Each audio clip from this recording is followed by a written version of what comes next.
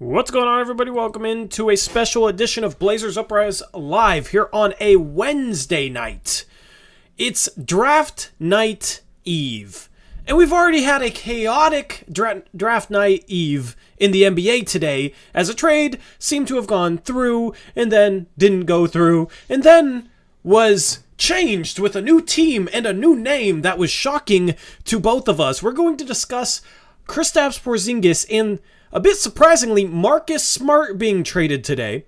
We're going to discuss the Wizards finally cashing in on Porzingis. We're going to preview the NBA draft. We're going to talk about the latest draft rumors, which will be a lot of fun. And we're going to talk about the Portland Trail Blazers, of course, and kind of see what the vibe is going into draft night. Now, before we jump into things, thank you to Bet Online for sponsoring this stream. Promo code BELIEVE, 50% reward bonus, BOEAV. And other than that, content's been dropping. So I had a mock draft 1.5 that I dropped earlier, and then I'm going to drop Blazers Pulse sometime tomorrow, and maybe another video, maybe a final mock draft if I get around to it. But we'll be going live 4 p.m. tomorrow on the main channel. 4 p.m. is the goal right now, an hour before the draft, and me and Eric, we can go through our big boards at that point. We'll talk a lot about numerous prospects right now, but we can go through our big boards tomorrow. I will have a graphic for that, and you guys will be able to see the graphics package, all that good stuff that I have been working on. So anyway, Eric, how are you doing with the draft less than 24 hours away? I'm kind of tripping. I don't know. It's going to be interesting to see what the Blazers actually do. Yeah, it's weird watching other teams make big moves once again, while the Blazers sit on the sidelines in their most important offseason in a long, long time. You said that was weird? I don't think that's weird at all. That's kind of what I'm used to. Now, it's normal. Normal, I guess, but... That's, like... I have a feeling right now, and we could just jump straight into this. I have a feeling right now that we're going to be sitting there about 2 weeks from now, and we're going to hear, well, the right trade just didn't materialize. Meanwhile, Memphis is trading a backup point guard and 2 late first-round picks for Marcus Smart, one of the best defenders in the league. Kristaps Porzingis doesn't seem to have gone for much. Washington didn't really cash out. So, say what you want about these specific targets being Blazers, but man, I am starting to get the feeling that we're just going to sit there and stand pat and have to worry about the Dame, if Dame's happy or not, and other teams are going to make moves. Going into tomorrow, Eric, I'm at the point where there is no excuse for inactivity, especially if Scoot Henderson's there at 3. So I want a trade done. I feel like a good GM would be able to pull off something with the 3rd overall pick, because a lot of GMs will value Scoot Henderson extremely highly. So the lack of inactivity potentially, and the potential to draft a point guard at 3 instead of pulling off a trade, has me a bit worried. But I mean, we'll see, because we can't put too much stock into anything at this point. But man, it's a nerve-wracking time to be a Blazer fan. Yeah, and then there's rumors that the Lakers are trying to get Dorian Finney-Smith and Royce O'Neal, 2 of our role player targets, if we're going that route, for basically the 17th pick and some guys they're about to cut. So it's just kind of crazy that we're sitting here not only with the 3rd pick, but we have the 23rd pick and the 43rd picks around where some of these other trades are happening. Boston trades the 35th pick and gets 2 firsts and Porzingis today just for sending out Smart and expiring contracts. And then the Lakers are going to pick up non-guaranteed money on 2 players and probably get someone good with that 17th pick. So, but meanwhile, yeah, you're right. We're going to hear, oh, we just couldn't get anything done. And, I'm going to keep saying this. If we had Wiseman's contract to attach to the 23rd pick, we could probably get Dorian Finney-Smith right now with that. And, that's same old conversation. You know what I mean? Yeah. I'm tired we of could that go get stuff done. We'd have our backup 3-4 or starting 3 And we could maybe go into that draft telling Dame, we made a trade for a veteran. We will bring in more veterans later in free agency, but we want to keep the third pick, and we got you this veteran too. But we can't even get him like a veteran, to say that to. You know what I mean? We can, so if we keep the pick, it's basically, we kept the picks, and now we're doing this. I mean, I'm not going to go into tomorrow saying anything definitive whatsoever. I'm not resigned to anything. If something was going to happen, would we have heard about it by now? Who knows? So with that being said, I'm not necessarily resigned to them not doing anything. It's just basically in the lead up to this draft, I've said GMs at some point will execute. And if you have to consistently make excuse after excuse for not being able to execute a trade to get the team better now, at some point it becomes less about individual excuses, because there's enough of them where you have to question, does this GM have the capability to get something done? And that's why this offseason, for me, is the true litmus test for Joe Cronin. I'm at this point, I don't care that they didn't get back Wiseman. Yes, it made it harder. Yes, it made it harder to thread the needle and maybe get a Dorian Finney-Smith. I understand the impacts of it, and I agree with you on it. But at this point, it's just very simple to me. If you want to keep Dame and build a winner around Dame, and Scoot Henderson is there at 3, which is the rumor right now. A lot of legitimate reports saying Brandon Miller at 2. Of course, can't read too much into that because last year everybody thought Jabari Smith was going to go number 1 and Banchero did. But with Scoot presumably there on the board at 3, and that being the guy teams want to trade into the top of the draft for, I mean, there's just no excuse for executing. Because I see a comment in chat. Let me find it. I forget, but it was something like, the rumor says Portland just hasn't found the deal that they want for the third pick. Well, here's the thing. You got to go manufacture the deal you want. You got to go negotiate yourself to get the deal that you want. You got to go and make it happen. And the problem is, for the longest time, is Portland has just been saddled with GMs that don't make things happen in terms of going out and getting a player to help them win. Now, it was Neil Olshey's biggest issue. He just kind of reshuffled chairs of mediocre players, and that was about it. He couldn't go and make that trade to get this team to contention.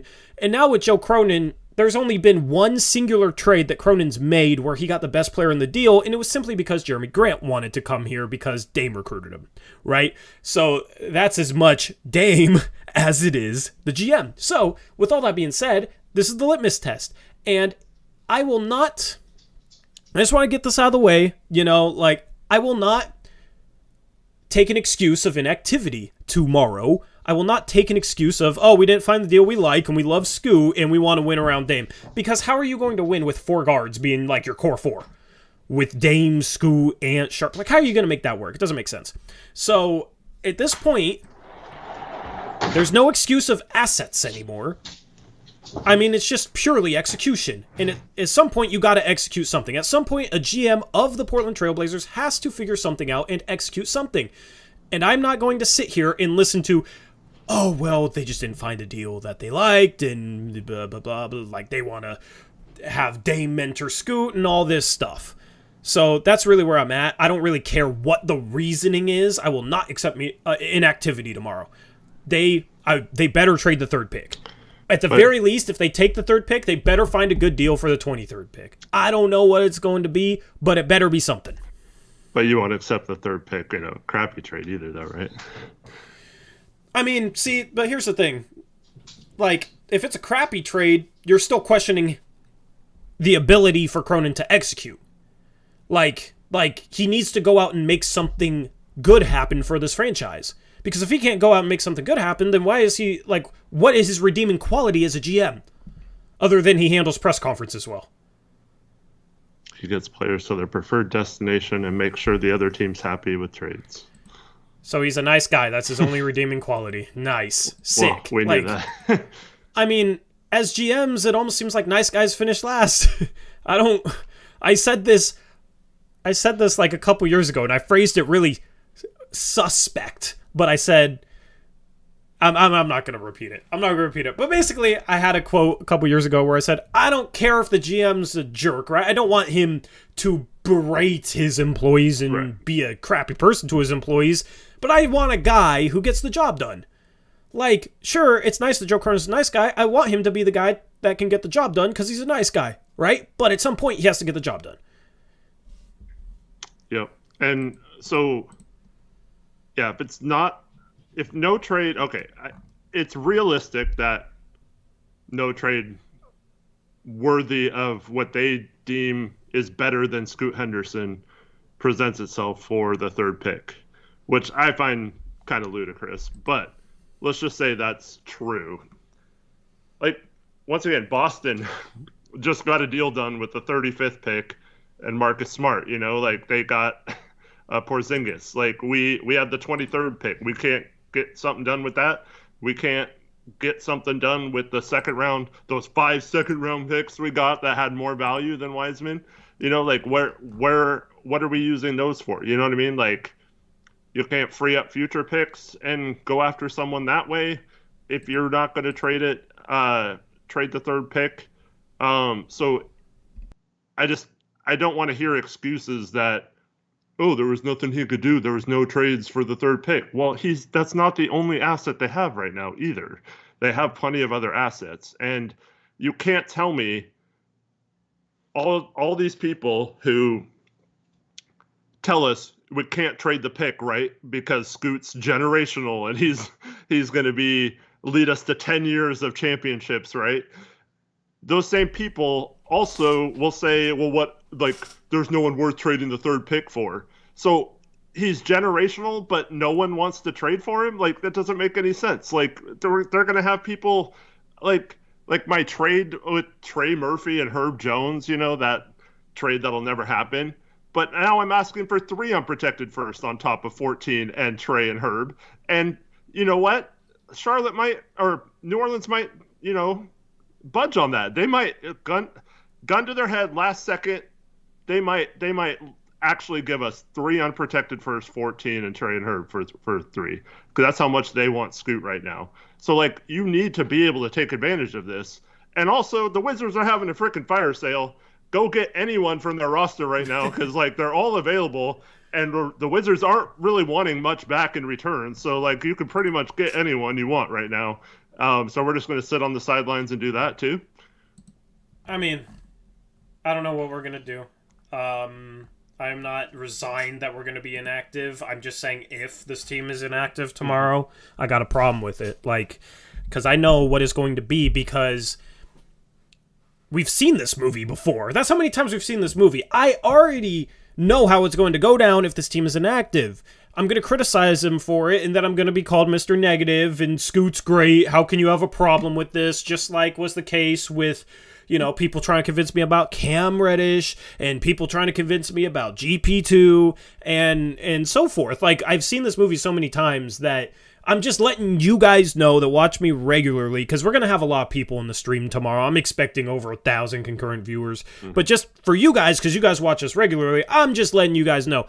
Inactivity in drafting Scoot, I'll be very, very frustrated with. Like, I'm not going to completely go off because, like, in one way, it would be kind of sick to have Scoot Henderson be a Portland Trailblazer, right? Just like if you just looked at it in that lens, right? And it's nothing against him because I have him number 2 on my board. And last year, I might have had him number 1 on my board if he was in last year's draft. Like, it's nothing against him as a prospect. It's just he's a point guard. Dame's fed up with kind of sitting back and wants to win, so you're at a crossroads, and you got to choose something. And if you draft Scoot, like, it's just, I mean, what happens with Dame? Maybe Dame stays, but how does that work? You probably got to trade Ant. Like, even if you use the third pick, there's no excuse for inactivity because you got to clear up that logjam of guards somehow. But I don't see how playing Scoot and Dame together is an answer either. Like, that's not any better defensively. So, like, you're either forcing Dame out or Scoot's going to play like 15 minutes a game at the most, right? Like, it doesn't make any sense. Like, even with trading in, and then where's Sharp playing? You know what I mean? Like, I think Scoot has potential defensively. He has a long wingspan. I know he's listed as 6'2". Like, I've seen some people say they think he's 6'3", 6'4", whatever. Regardless of height, 6'9" wingspan strong. Like, he might be able to compete against some shooting guards and might be able to play some minutes next to Dame, maybe with a bench lineup against, shooting guards that aren't as good, right? And like a guy that got traded today is Marcus Smart. He's 6'3", right? But he can guard up the lineup because he's very physical and has an edge. And if the Blazers draft Scoot, you're hoping that the competitive streak that he has, the edge that he has, the wingspan, the strength, like he'll be able to guard both guard positions, and then maybe he could play next to Dame in that scenario. It's just iffy. But that's probably not happening next year, right? Like, I mean, defensive potential, sure, but it's probably not happening like right away, going from an average to below average defender to a good defender in the NBA. That's probably a year or two away, right? Yeah, and that's optimistic still. Grace says, Ant, Scoot, and Sharp, how fun would that be to watch even if we lose for a season or so? I mean, don't we have the same defensive issues? Aren't we in the same position down the line as we've always been with Dame and CJ and Dame and Ant? Then you're going to have Ant, Scoot, and Sharp. Like, how's that not going to be a bad defensive team? And that's my whole point with the build around Sharp or build around Scoot and Sharp and maybe Ant or whatever. The most likely scenario is doing so puts us in a position where we're at the same crossroads down the line. And if we have an inactive GM that can't make the right trades to get that team over the hump, we're probably saying the same things 7 years from now. It's probably going to be the same story. We've been saying the same thing for 7 years now. So that's the thing is even if we go that route, especially if we go that route, I don't want Joe Cronin to be the GM. I want a GM that's maybe had experience before and made a move that's gotten a team to the next step. Because regardless, it's not likely that just Scoot, Ant, and Sharp, they're going to contend on their own down the line. So it's just, I feel like we're going to end up having to make the decision we have to make this offseason down the line. And if you have to make that decision down the line, how can you say that path is like for sure better? That's why I'm not for trading Dame or just like super optimistic on the rebuild route, because you're likely going to come at a crossroads at some point. We've been at crossroads before, but now it seems like it's the ultimate crossroads. Make something happen for once, please. Yeah, and the other thing is, like, okay, let's just say they really want to go the young route or whatever. Why did they say they didn't? Like, they agreed with Dave. They wanted to win with Dave. So, like, just don't say that crap. And don't tell us Jody's willing to go all in, because if they go the young route, it's very clear they didn't want to pay what it takes to win. And that is the other part of the problem is, like, they're going cheap. That route is going cheap. Don't mistake this for them thinking they have a clear path at winning or rebuilding. They see a young, cheap team, not a young potential championship team, because most smart people recognize that if you give Dame the right pieces, he's probably going to play fairly well, unless you're just completely blinded by your hatred for him. So don't give us that crap that you're committed to building around Dame and doing that and saying that Jody's okay going in the tax and all that stuff if you're Cronin, and then not be willing to do that this whole time. You're basically just leading your fans on. It's basically like the PDX Diamond Project at this point. Keep telling us we're going to get a baseball team to sell merchandise and stuff, right? And we're also going to get an I-5 bridge too, so yeah, at some point. Bridge, yeah, there you go. And they're just going to pull that out and then be like, oh, look at all these young flashy things, right? That's just going to be the case. And if they're not willing to pay for a team to win with Dame, I mean, yes, hopefully we have new owners by the time like Scoot and Sharp are ready to win a championship then. But if it's still Jody, why would we not be willing? Why would they be willing to all of a sudden go all in for that team, but not this one right now, the last couple of years? Like, it just doesn't make any sense to me. So, yeah, I just have a problem with that route if it wasn't, because that's another word, transparency. transparency, right? That's what we hear every freaking press conference. Transparency, right? And that's not being transparent, right? You're lying to the fans. You're lying to Dame. You're leading him on and stuff. And yeah, because let me just interject. It's obvious that they've told Dame that they want to win right now too. Yeah. If they don't pull off a trade, it's either they purposefully lied to Dame, or it's they are just completely inept at accomplishing what they want to actually do. Both solutions are very bad, in my opinion. Mm-hmm. Blazerman said it's the number 3 pick. You don't trade that away. Well, what does that even mean? That's not even saying anything. Yeah. You don't trade away the 56th pick either, okay? You just don't do it. We can say anything about any pick anyway. That's fine, but then you also can't tell Dame several months ago that he has to sit out games and it will be better for him because we're either going to get Wembanyama or we'll for sure trade the pick and we'll get you some nice pieces. And you sitting out now, I know it sucks not making a playoff run, but doing this now will help us get the team we need in the future. So I don't care if you don't trade or you can't trade the 3rd pick. They locked themselves into that when they told Damian Lillard, if you sit out, we will trade this pick and get you the help you want, and we are committed to winning with you. So you can't have it both ways. You can't then do that and then go back on your word with someone like Damian Lillard, who has done nothing but been honest and loyal and completely into the city of Portland, and you are basically just turning your back on him after he actually sat out. He wanted to make the playoffs so badly this year, and you could tell it made him mad, right?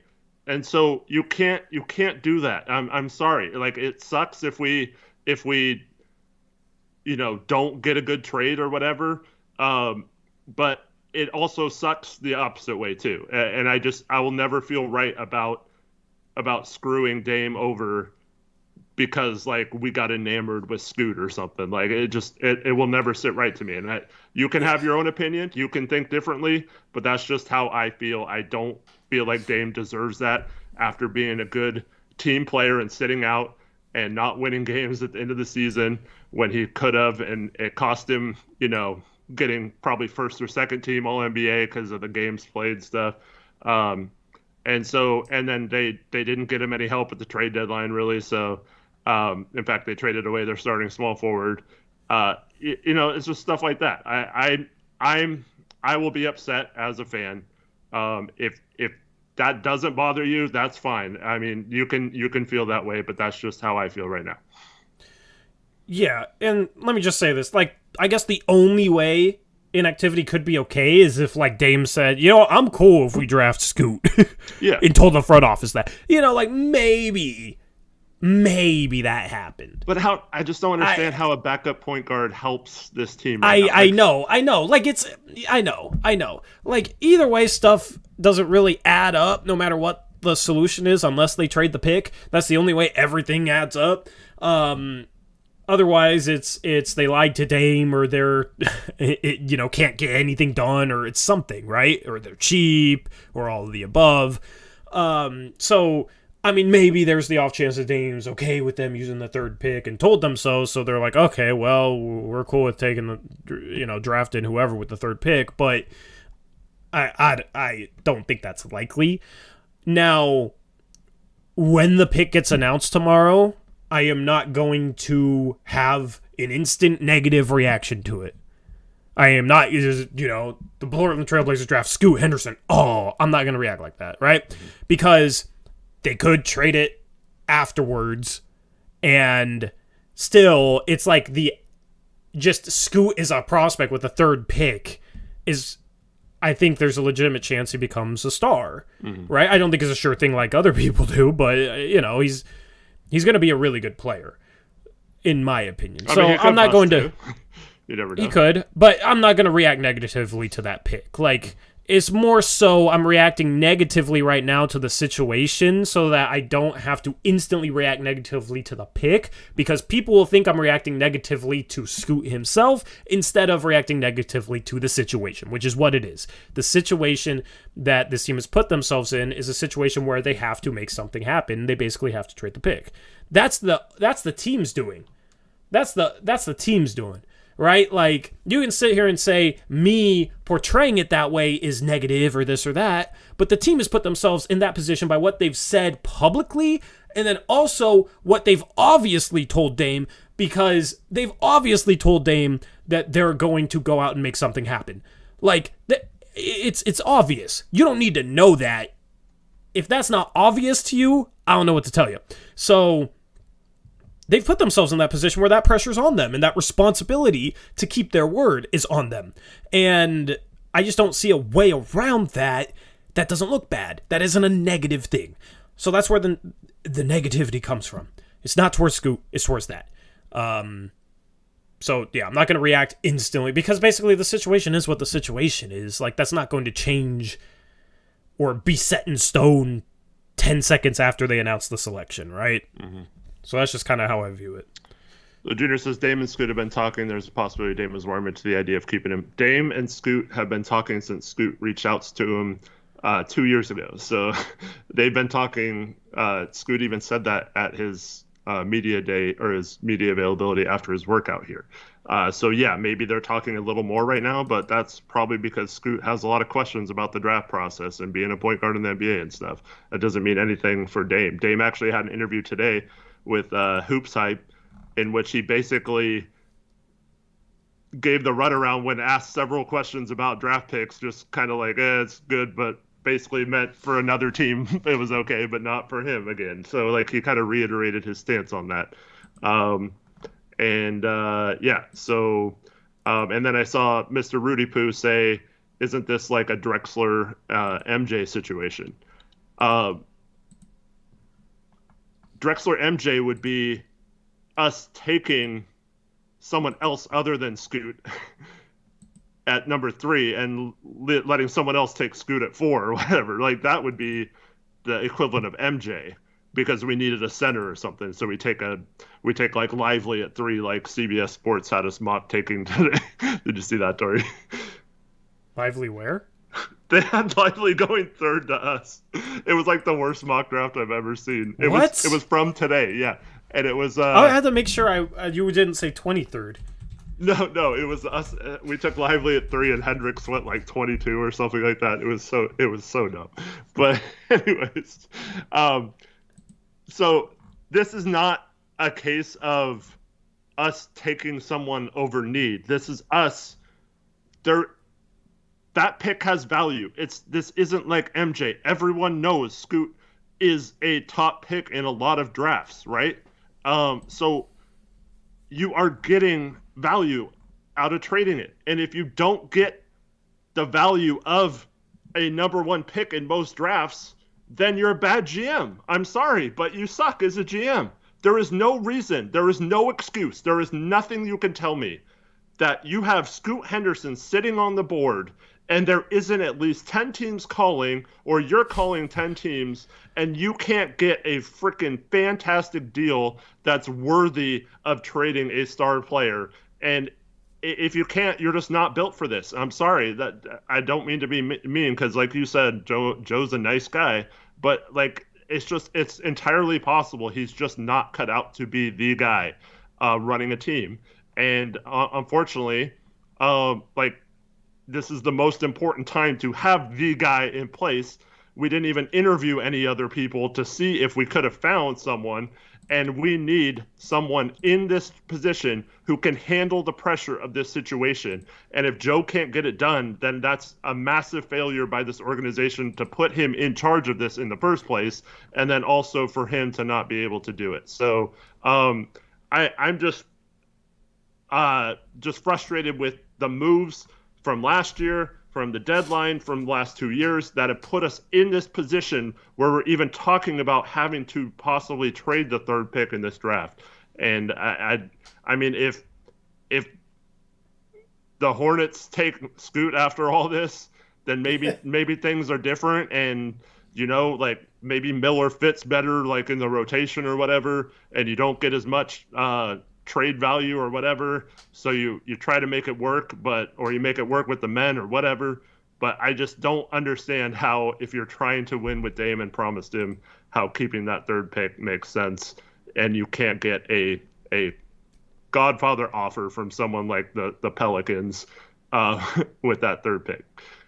Yeah, and let me just say, let me ask you this first. Right now, what are you hoping happens at number 2? And chat, feel free to answer this as well. Well, I mean, I want Scoot to be on the board, but because I still think that gives us the best chance. But it's entirely possible they've never intended on trading the pick this whole time and have just been blowing smoke up James. But yeah, I mean, but at this point, like, I am rooting for Scoot to go number 2. Or not Scoot. I am rooting for Brandon Miller to go number 2. I was going to say, whoa, that's weird. Switch up. Yeah, no. I am rooting. I took the hat off and, just my head felt different, so my brain stopped working. I am rooting for Brandon Miller to go number 2. I'll be happy if that happens, because then, like, if they don't pull something off, then, I mean, there's no excuse at that point, you know what I mean? There's no excuse. Like, you got Scoot on the board. And if it wasn't for a generational, like an utterly generational prospect, I think Scoot would be the number 1 pick in this draft. If it was San Antonio and there was no Victor Wembanyama, Scoot Henderson would be the number 1 pick in this draft.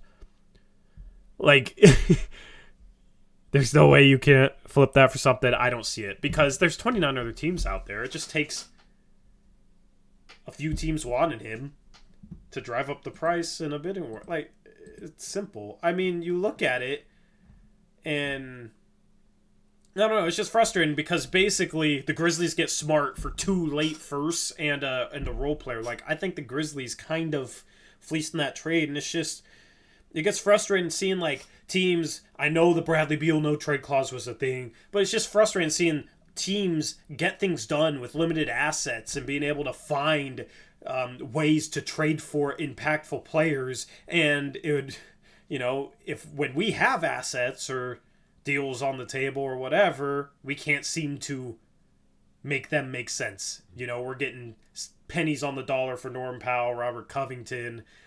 We haven't been able to make that big splash, so it just gets frustrating seeing other teams. And I know you had a tweet that got backlash because you brought up, like, the Suns-Wizards trade. It's just kind of an example of that long line of frustrations as a Blazer fan, and people are like, oh, well, that's a stupid comparison because he had a no-trade clause, as if you didn't know that.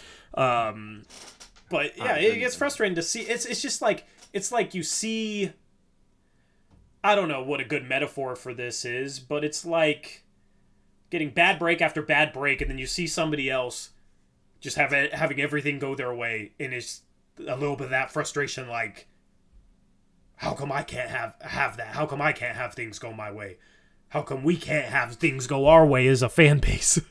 So, we'll see, man. Like, I don't want to make this whole stream negative and like a ramble. I want to preview the draft, but this is just what's on my mind today, right now. Right. And so this is what I'll say to that too is, okay, Cronin's had several trades though. Like, and so he gets Hart, and then we have to dump Hart because we can't pay him, right? So it's a cheap thing. But we got that to get a first round pick so we could either get our picks back or use a first round pick in a trade this summer, right? We got the 5 seconds because we were told those were assets, right? That we are used to wheel and deal this summer. Because look at all the players that got traded for second round picks at the deadline, right? Well, like when are we going to bring those players in though? What are we doing? When are we going to stop pushing it off to the next? Because remember what I said at the deadline? Like, oh, last summer you guys said just wait till the deadline. Guess what? The last 2 years it's been wait for the summer, wait for the trade deadline, wait for the summer, wait for the trade deadline. And I said, guess what? This summer it's probably going to be the same thing. You guys are saying wait till the summer. They're going to tank and they're going to, potentially have a good pick and blah blah blah blah blah. Now they can trade Ant because they got Sharp and blah, like all this stuff. And I said, watch, it's going to be, oh, well, wait till the deadline. No, Tori, we had people. This is how dumb it is. We had people after we re-signed Nurk and Simons saying that the Blazers are really, their real plan is to back out of those deals and then sign and trade them for Ayton and crap like that, right? When Ayton wasn't signed like a week later, we're somehow going to rip up those offers, and really we're not signing them to our team. We're going to turn it into a sign and trade, even though that's completely against the CBA or whatever. Like, and against that was what people were saying though. Wait for the actual moratorium to be over, because we're really sign and trading Nurk and not signing him back to the team. Like, no, we're not, dumbass. Like, but anyways, we got told when Cronin decided to blow it up, fair assessment, right? First deadline, he's on the job. Blow it up, get flexible, balance out the roster, all that crap, right? That's what we were told, right?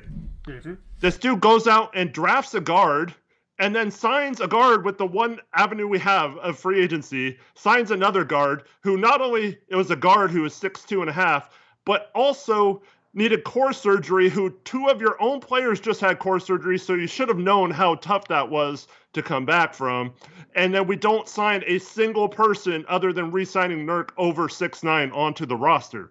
So like he had all this flexibility by trading everyone out, all this cap space, all this trade exception crap, and he used it to get a bunch of guards and no defense and no shooting and not balance the roster. And then he said, oh, well, roster building takes a while to happen, so you're going to have to give me some time, right? And these people just bought it like, okay, even though every freaking person on the roster now is his doing, right? And then, so we get to the trade deadline, right?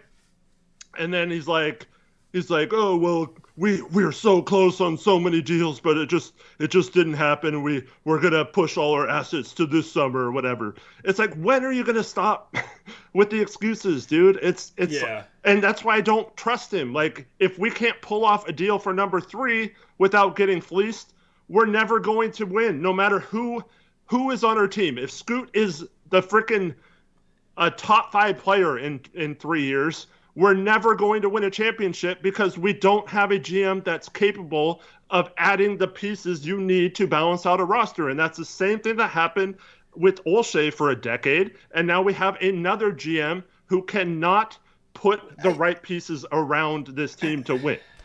I feel like we're acting as if nothing is going to happen for sure. I'm just saying, I'm sorry, I get triggered because all these people tell me you can't trade the pick if you get fleeced. I'd rather keep the pick than get fleeced. Well, he shouldn't get fleeced. That's the problem. Yeah, he shouldn't get fleeced. He shouldn't. Like, this stream is going to look hilarious tomorrow if we pull off like a good trade for the number 3 pick. But here's the thing. This is the side of the coin of inactivity. This is the frustrations. I want to get it out now because I don't really want to get it out on the stream, but there's a comment like, we get the issues from the past. Nothing you said was wrong. Can we move forward on a positive note and get hype for tomorrow? Yes. I want to do that. I agree. Yes, I'll read donos to get us into that mode. You know, this is just where we're at, guys. Like, this is where we're at. And this is why this is a litmus test. This is why tomorrow is the most important day in the history of Blazers Uprise. Since I started covering the team, this is the most important day for the team. Like, this is the difference between having potentially a ton of fun next year and losing 55 games. Like, it's stressful, you know? I'm stressed going into tomorrow. Got a lot of stuff to do. That doesn't help. But, yeah, that's just where we're at. It's just where we're at. So, Trailblazer, I did do a poll. Part of Blazers polls that'll come out tomorrow morning, probably. I'll probably just schedule it for 6 a.m. Shout out to Eddie Seja. Sorry if I messed up that last name. Thank you for the $2 donut. So what is most likely that we do / most likely player I assume that we get? Eric, what do you think is most likely right now? Scoot. Yeah. I agree. That's just gut feeling. I don't know for sure, but Shout out Hyperprime, $2 donut says, if Olshey was still around, what do you see happening?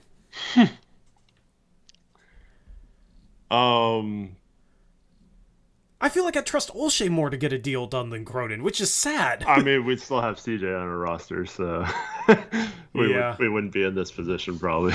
I mean, so we got a dude who did nothing, and now we got a dude who just is really good at giving players away. Can we get a dude who's really good at getting players that are given away from other teams? That'd be great. Shout Truly Spencer PDX, $2 donut says, do teams think we're desperate so they are lowballing us?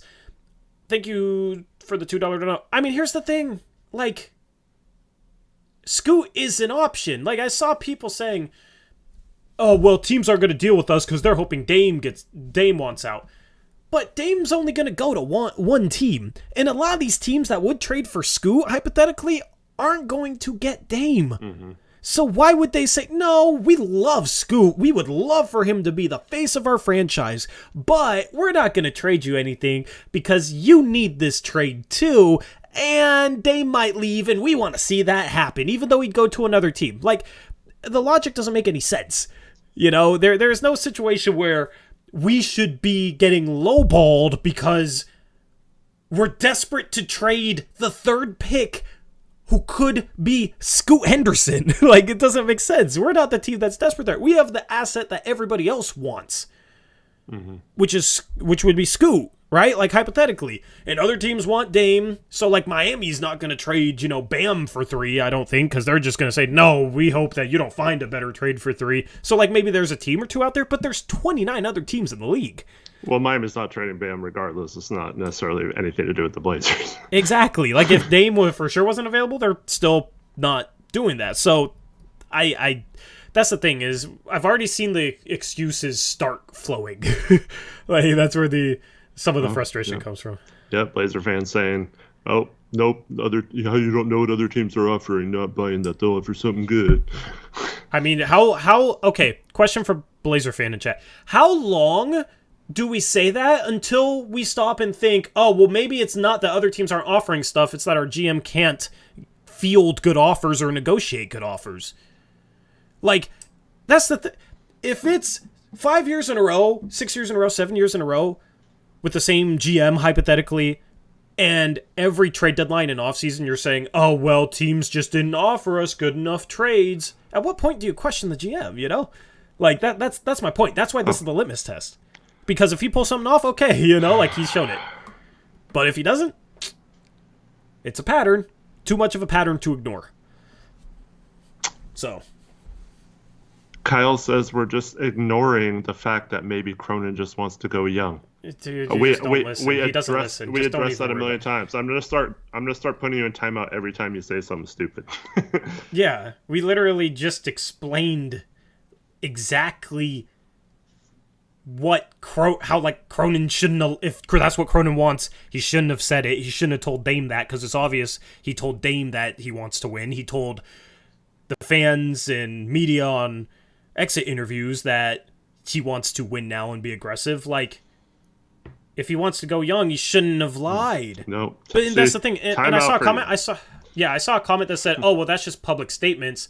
He obviously told Dame privately that he wants to win based on how Dame is acting. Mm-hmm. You know what I mean? And Nurk confirmed that. He came out and said there was a promise and that they're all gone if that promise isn't fulfilled. So that was backed up by Nurk as well. Yeah, like it's frustrating. Like, I don't know, just listen to what we're saying instead of just thinking what your next gotcha comment is going to be. Stop thinking about your next gotcha and actually just listen. And Blazer fan says Cronin can make the team better without trading the pick. Yeah, no crap. Then do it, okay? Yeah. Then do it, right? Yeah. Okay, if he doesn't do it, then he's a failure, okay? So quit saying he can keep Scoot and make the team better. I want to see him do it. He has to do it. Like, he has to make a couple amazing trades then, or Dame's gone. So I don't know. Yeah. Saw Elias $20 dono. It says, I'm okay with keeping the pick if something else significant happens. I agree, Elias. I agree. He says, if we trade with the Pels, I'd go see if we can move up and get Derek Lively and then see if we can trade for Jared Allen, which I don't think he's available, but that's a name I've seen people want. Start Dame, Sharp, Murphy, Grant, Allen. I mean, here's the thing. We can draft Scoot and trade Ant for something that makes sense, and at that point, I'll be like, okay, that's fine. That's the thing. When I say inactivity, it doesn't necessarily mean like, oh, keeping the third pick. It means basically just accomplishing nothing to try and make the team better next year outside of just drafting a rookie, a 19 or 20-year-old.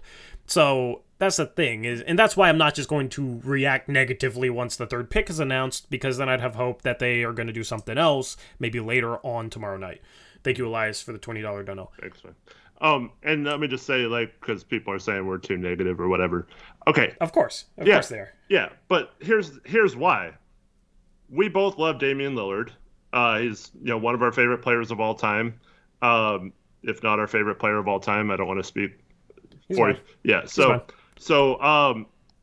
this is years of putting us to a spot where we have to either trade the third pick in the draft, or we're going to have Dame potentially ask out someone who doesn't want to ask out, who has said as early as today that he wants to win here in Portland and doesn't want to win anywhere else. He wants to do it here. Someone who is a, top 10, if you're negative on him, top 15 player in the NBA. And he wants to win a championship in Portland. He wants the team to get better. And we are put in a position where we can't do that. Or if we can't use a pick, and it's just years of frustration, man. It's all built up. Yeah, well, here's the thing, too. Our frustrations match up with what Dame wants. So if you think we're too negative, then you're disagreeing with what Dame wants. Which is fine, I guess, yeah. But that's, we want a winner around Dame. Dame wants a winner around him. If we don't do anything, Dame's going to be frustrated, and we're going to be frustrated. It's pretty simple. That's not being too negative. And this is all just hypothetical because I don't know what's going to happen tomorrow. My gut feeling is that this could legitimately be the path. That's why I'm kind of talking and venting about it, because I don't want to go into tomorrow starting the stream like negative or venting about the stuff. So I'd rather get it out now here on our second channel. We are going to move into being a little bit more positive because, we still, in my opinion, don't truly know what's going to happen. It's just, I don't know, the gut feeling's too strong to ignore right now. Shout out Pasty Zach, $2 donor says, does Keon still have first round value? With a sarcasm tag. Yeah. I have to. If only. Salary dump him at some point. But then we might need his $2.7 million to match salary because we don't have any contracts. If only he had the value of the number 3 pick, because then we'd probably keep him. Yeah, that's another one of our guards, right?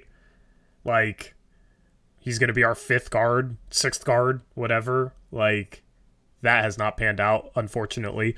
Shout out Colonel Pancakes, $10 donor says, I'm all in for trading our 3, Simons, Little, 23 for Zion, Herb, and 13. They have 14, but I get your drift. Says, take a massive swing for once. I doubt Cronin has the balls. Thank you, Colonel Pancake, for the $10 dono. Yeah, and if it's not that, I would love to... I don't know. I don't exactly know how much New Orleans is willing to go or give up for Scoop, but I had a trade idea in my mock draft with trades. You guys should watch that video after the stream. But basically it was number 3 to New Orleans, Simons to San Antonio. San Antonio sent Vassell to us and Doug McDermott to New Orleans, and we got 14 back. Maybe we can't get 14 back, but New Orleans saved $20 million. They basically traded Zion and 14 for Scoot Henderson and $20 million of savings. I think the third pick should hypothetically have a little more value than Zion Williamson because of all the red flags with Zion. Yeah, but the problem is I don't think it does. So, I don't think... If we had a good GM, it would. No, but I don't think... if Zion's the target, I think we're just getting Zion and maybe a small ancillary piece like a Najee Marshall or second-round picks or something. I don't think you're getting much else than that just because of the name.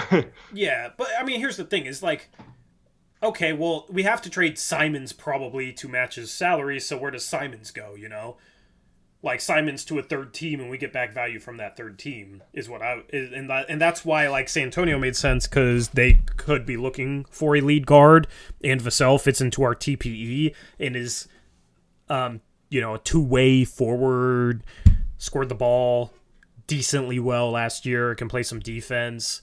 Like, if you can add him, where we're trading 3 in Simons for Zion and Vassell, and maybe we get back another asset, like, okay, that's intriguing. I mean, if they took that risk, Eric, I'm not super keen on Zion because of all the red flags. But, I don't want Zion, I'll say already. yeah, but like, wouldn't it be nice that they took a swing and took a risk? Even if that's not necessarily the guy you wanted, wouldn't it just be nice that they actually finally did that? Maybe for a second until you realize that he's not going to help you.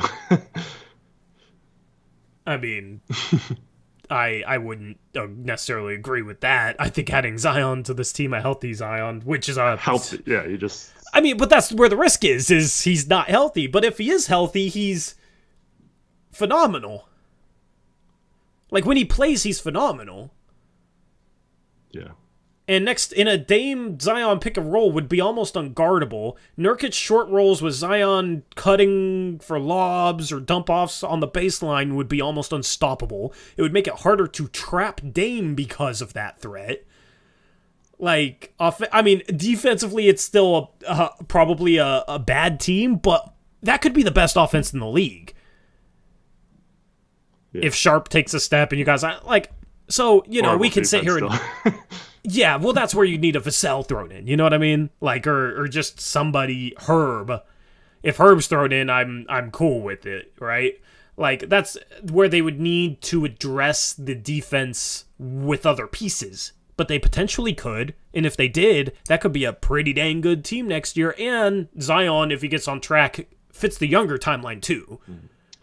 So like for me, I'd be happy they took a risk. Yeah. For the record, 4 years in the NBA, he's played average of 29 games a season. So, yeah, what was it for Embiid his first 4 years? Well, he didn't play his first 2 years, and then, but he sat out 2 years. He wasn't like in and out, in and out. I mean, he was a little bit the third and fourth years, but yeah, like I would just be happy that they took a risk because I don't know. I understand.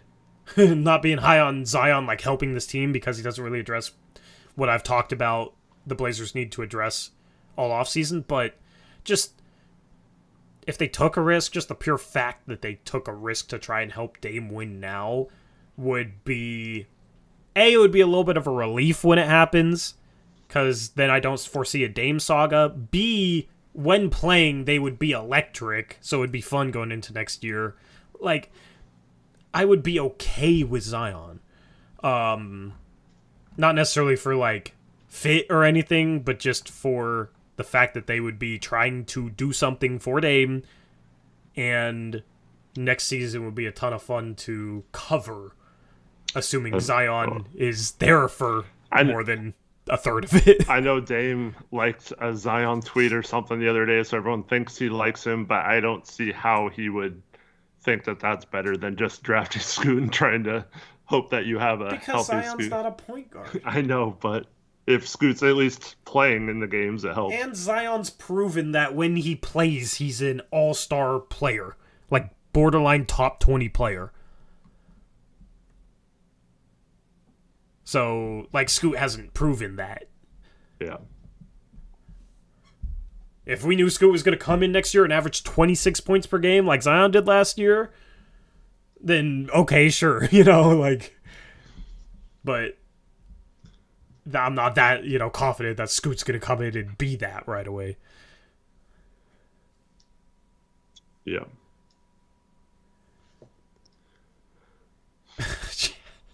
Shout out to Eric Olson, $2 donut, says, bro, I really just wanted Herb and Ingram. Yeah, I mean, maybe that's possible too. I sounds like it would be Zion. I don't know, but that's the thing is, like, New Orleans really wants Scoot, and then it's, oh, well, Zion's gonna get traded, and then there's a report today, like, Woj says something along the lines of, there's been no traction or talks, or he hasn't heard anything regarding Zion getting traded. Mm-hmm. So there's so much back and forth that it's hard to know, and like that's why I'm not resigned to anything being certain going into tomorrow. Yeah. It's going to be fascinating to find out. Yep. Shout out Chris S. 2-pound dono says, isn't trading Smart setting up a trade for Simons? Yeah, so they were trying to trade Brogdon, and then they trade Smart. Like, they had to match for Porzingis, but it doesn't. It did kind of pique my interest. Like maybe they're clearing a spot for a guard. Tori, there was another dono about this too. Do you want to just read that right now? So sure. Where? Which one? It was just like, is Jalen Brown? Tay plays. Yeah. Tay plays $2 dono. Thank you. Tay plays says, "Is the Brown dream dead?" Okay, Eric, what you got? All right, so I mean, let's just put it all out there. Okay, I guaranteed that we'd get Jalen Brown. Jalen Brown. Ever since then, Boston said they're giving him the Supermax. Every single person has told me that they're not trading him. He's not leaving. Nothing's happening, right? It's not going to happen, right? So I'm just going to say, if it does happen, I don't want a single person outside of maybe AJ and Aeromancer, because they still believe, but I don't want anyone else trying to say that they called this all along or said they were right or whatever. So I'll just get that out of the way first of all. But anyways, because all those people said it's dead. Every single person says it's dead, right?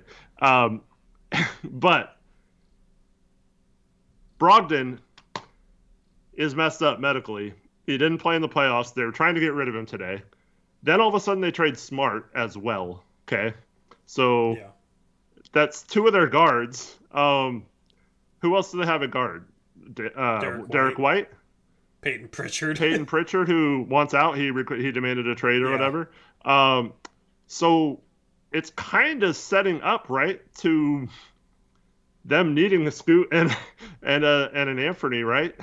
And now they have their bigs. They traded a guard for a big. It is setting up to where it would not surprise me if now, because we talked about this, like, oh, they don't need guards, but they could pair Scoot and Anthony with Derek White. That's a good guard trio. Tatum and Porzingis now. They still have Robert Williams. They have Al Horford. That's a dang good team, man. And they have a much longer window than they even have right now. So, I mean, I'm still holding out hope that that's the move, and that's what Portland's waiting for, just to make sure Scoot's on the table, because maybe it changes if Scoot's not on the table. But if Scoot's on the table, I still think that is a possibility and the move that makes the most sense for the Blazers if they're trying to win. Yeah. It's just I don't know. I don't know if the Blazers will do it though. Like I'm starting to wonder if even if Boston said okay to that, if the Blazers would still do it. And that's the thing that's holding me back from still being like, I 100% still believe, you know. Yeah, well, there's a report somewhere, I don't know who it was from, but like Siakam wouldn't guarantee to resign in Portland, so Portland stopped like talking to Toronto about them. But like, I think we've heard enough reports. It's like, why would Portland just? I mean, God, I know the answer to this. I was gonna say, why would Portland have all these discussions with other teams for stars? But I mean, the answer to that is so they could show Dame that they tried, even if it wasn't necessarily genuine. Like so. Brown is still my hope. I did a poll on Blazers Pulse and in the community tab, so like you guys can see the results if you want to. I'm gonna drop a video about it tomorrow morning. I'm gonna work on it after the stream, along with finishing up draft stuff. But I asked people, which package would you want for Simonson 3, and it was like the Trey Murphy, Herb Jones package. Or I think that wasn't. I forget how I put it. But then like the other names were Zion Williamson, Pascal Siakam, Jalen Brown, and Brandon Ingram plus 14 plus Herb, I think it was. And the majority of people voted Jalen Brown. It seems like the majority of the community wants Jalen Brown. I was a little surprised at the results being as high as they were.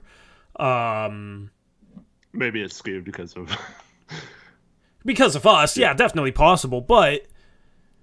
I mean, like you said, we've heard people nitpick Jalen Brown's game, and that's an overpay and blah, blah, blah, like. But Jalen Brown's legitimate, man. And if Portland backed off Siakam because he wouldn't guarantee re-signing, because maybe they didn't know for sure what Boston is doing with Brown, so they were, looking at other avenues. And then it comes down to, Brown, is willing to resign there because he wants to play with Damon Grant, and Boston's willing to trade him. I'm hoping that makes it, okay for Portland, and they're willing to do it. And here's the thing, like, people were worried about Supermax and his contract. The salary cap's going to keep going up. I don't think it's a situation where, I don't know how much is supposed to go up next offseason, but even with re-signing Jalen Brown at a higher number, I don't think, depending on the other moves they make, I don't think it'll be a situation where they have to be in the tax. I think it'll be hard to stay out of it, but...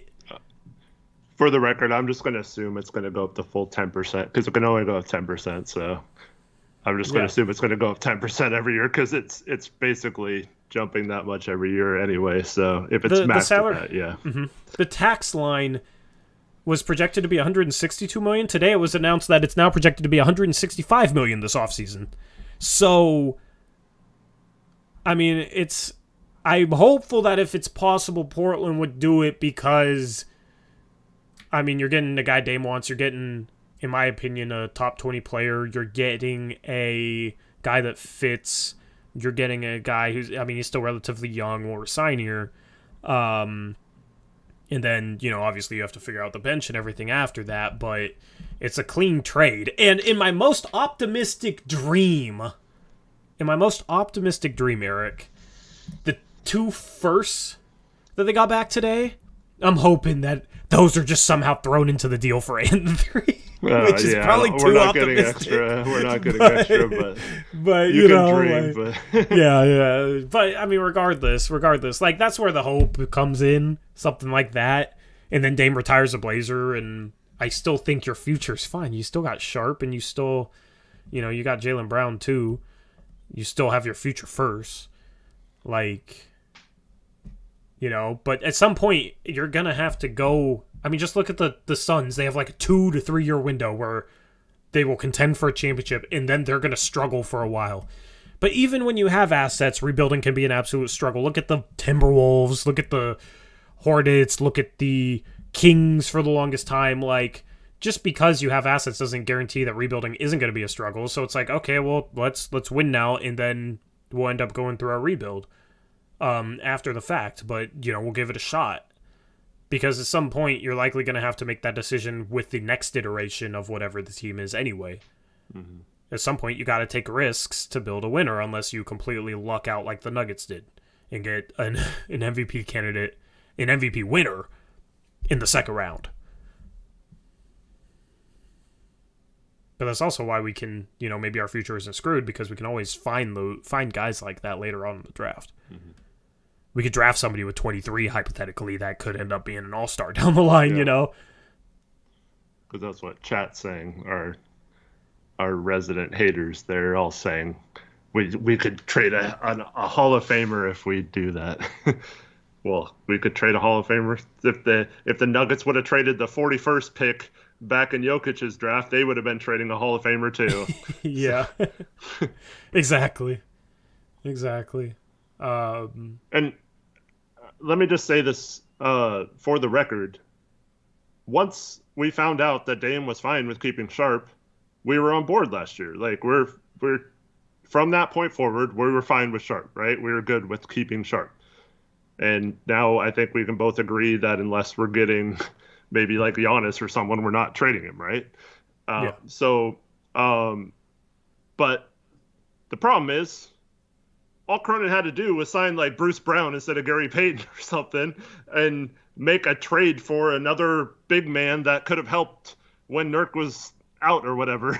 And that's all he had to do, was have a capable big man and some sort of rotational piece that wasn't injured and that wasn't a guard. That's all he had to do. And he couldn't even do that after keeping Sharp. So the problem came from not being able to keep Sharp and fix the roster elsewhere. Okay. So, that's the problem. And if you think that, you could you could keep the draft pick and build a roster, fine. I'd love to see that. But I don't have any faith at all that they can keep the pick and then somehow magically get a front court with all these guards and then make it all work, because it hasn't happened so far. It's not. I just don't have any faith of it happening. So. And no, Bruce Brown is not hindsight. I was gonna say, I get sick of people saying that, man. I get so annoyed at that, bro. I liked him in the draft he was in, bro. It's frustrating. Frustrating. No. That comment frustrates me. Yeah. Both you and I, on the free agency stream last year, both said we would have rather had Bruce Brown than Gary Payton. We both said it at the time. No, there's no hindsight at all. We both would have rather had Bruce Brown. Here. You know what, Eric? You know what? Just for proof, I'm going to bring up a tweet, okay? We're going to go earlier. We're going to go earlier than last year's stream, last year's free agency. We're going to go even earlier. I'm going to clip it, and I'm going to save it, and I'm going to put it up on the screen so nobody will doubt this. Okay?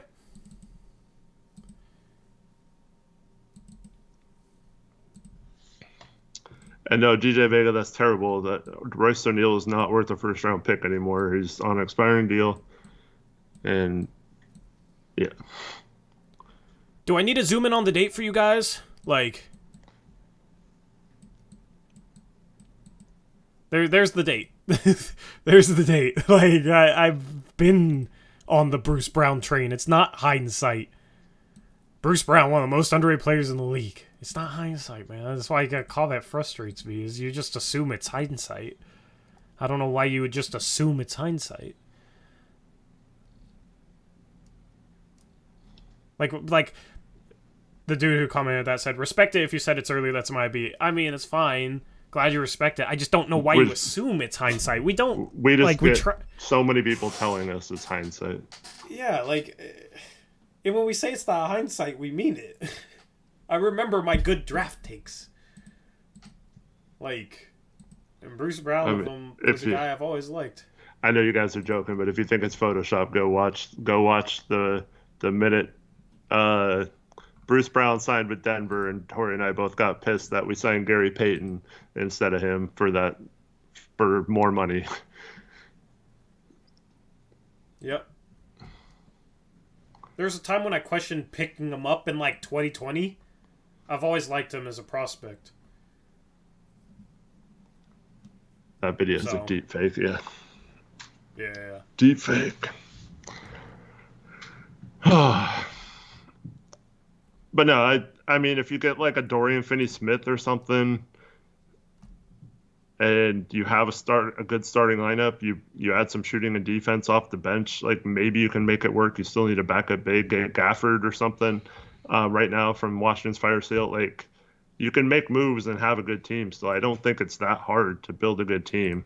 I just think we missed that boat last year from doing those simple moves that would have gotten us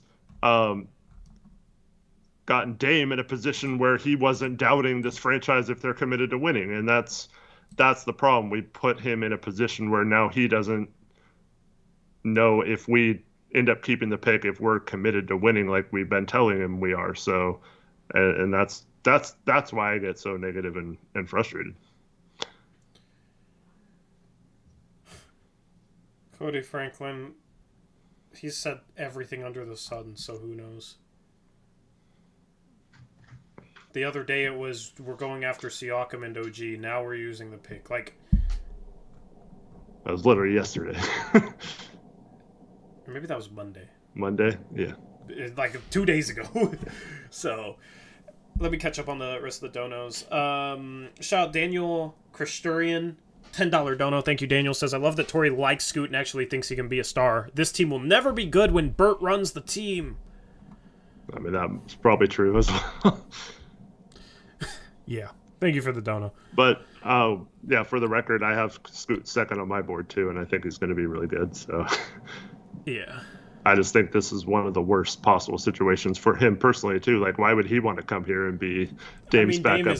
Dame is the best mentor he could get. Is, I guess. But when you're like a 19, 20-year-old kid, like, you don't want to go somewhere with a good mentor that's going to take all your playing time. You want to go somewhere where you're going to be the man, right? Well, that's where we would need to clear playing time for him by trading Ant. Yeah, but I still don't think that clears that much, because I know some of you are convinced that it would be fine, but I don't think he's any more undersized than Ant is. But his shooting and spacing and stuff will be a problem, in my opinion. So. Oh yeah, that's definitely possible. I mean, you have to hope that he can shoot the three. Like, and here's the thing: if he's not shooting the three well, like, we're probably gonna struggle next year, and then we have other conversations. But that's the thing, though, is that would be on him to, like, knock down enough shots to get his PT. It wouldn't be where he's blocked if Ant's gone. So, we'll see. Shout out to Pim with the $5 donut. Says, I have no idea what's going to happen tomorrow. I'm so nervous. Yeah, me and you both, Pim. Thank you for the donut. Shout out Gray Hughes Investigates, $5 donut. Says, if Dame will only go to one team, then that team probably will lowball us. I hope Dame just wants to stay here. Have you seen the house he built? Yeah, he's built a big old house. I think he wants to stay here. Here's what I think, Eric. I think that Dame doesn't want to leave, which, like, isn't a hot take at all, but basically all the stuff about, like, him kind of acting like he wants to leave and saying he doesn't want to play with the young guys and blah, blah, blah, blah, blah. I think he is as frustrated as we are with the inactivity of the front office, and he is just simply trying to pressure them to do something because he thinks he has to at this point. Maybe that's not a hot take, but that's what I think it is. I mean, that definitely is what it is. Yeah. Yeah. So, I think he wants to stay here. He just is trying to make things happen. At this point, he's having to resort to bigger and bigger tactics. He literally said on that boxing show, I want to win in Portland. We have the assets to get that done here in Portland. So basically, he's saying that if they choose not to do it, they're choosing not to win. So he is 100% doing what you're saying. Yep. And if the front office is just like, yeah, Dame, we'll try and win. Yeah, we sat you out. We'll try and win. We got the assets now. And then secretly they're like, no, we're just going to draft a point guard. Then screw them. Like, I will. I don't know. No negative vibes. We got that out of the way at the beginning. But the vibes would be extremely negative if that happened. Well, I do. Okay, this isn't negative, but I mean, maybe it kind of is. But it also came out that the Blazers are. This is directly from Woj. The Blazers are turning down anyone who even calls about Dame. Right? We're just not doing it. Okay, and I actually think that's bad, and it proves something that we've long been a believer in. And that's, they only have one plan, and if that plan doesn't work out, they're screwed, right? They couldn't even get Jared freaking Vanderbilt, right? Their one target was Jared Vanderbilt at the deadline. They couldn't even freaking get him, right? Yeah. See, that's why I talk about the in execution. Yeah. So the thing is, if we're keeping Scoot, they had to have, for the last several weeks, had to vet out what that would do to Dame, what the chances are keeping him, and what would happen if he asked out in that situation, so they would know exactly what they could get for Dame if that situation came up, versus is that worth it to draft Scoot anyway, or is it not worth it, so maybe we should not draft Scoot and trade the pick because this route sucks, like vetting it out, right? So, well, see, that's another reason why the only thing that adds up is them trading the pick. Right. So if they have not told anyone that they're not even they're not even listening to offers on Dame. They have no idea what's going to happen if Dame asks out or we have to trade him.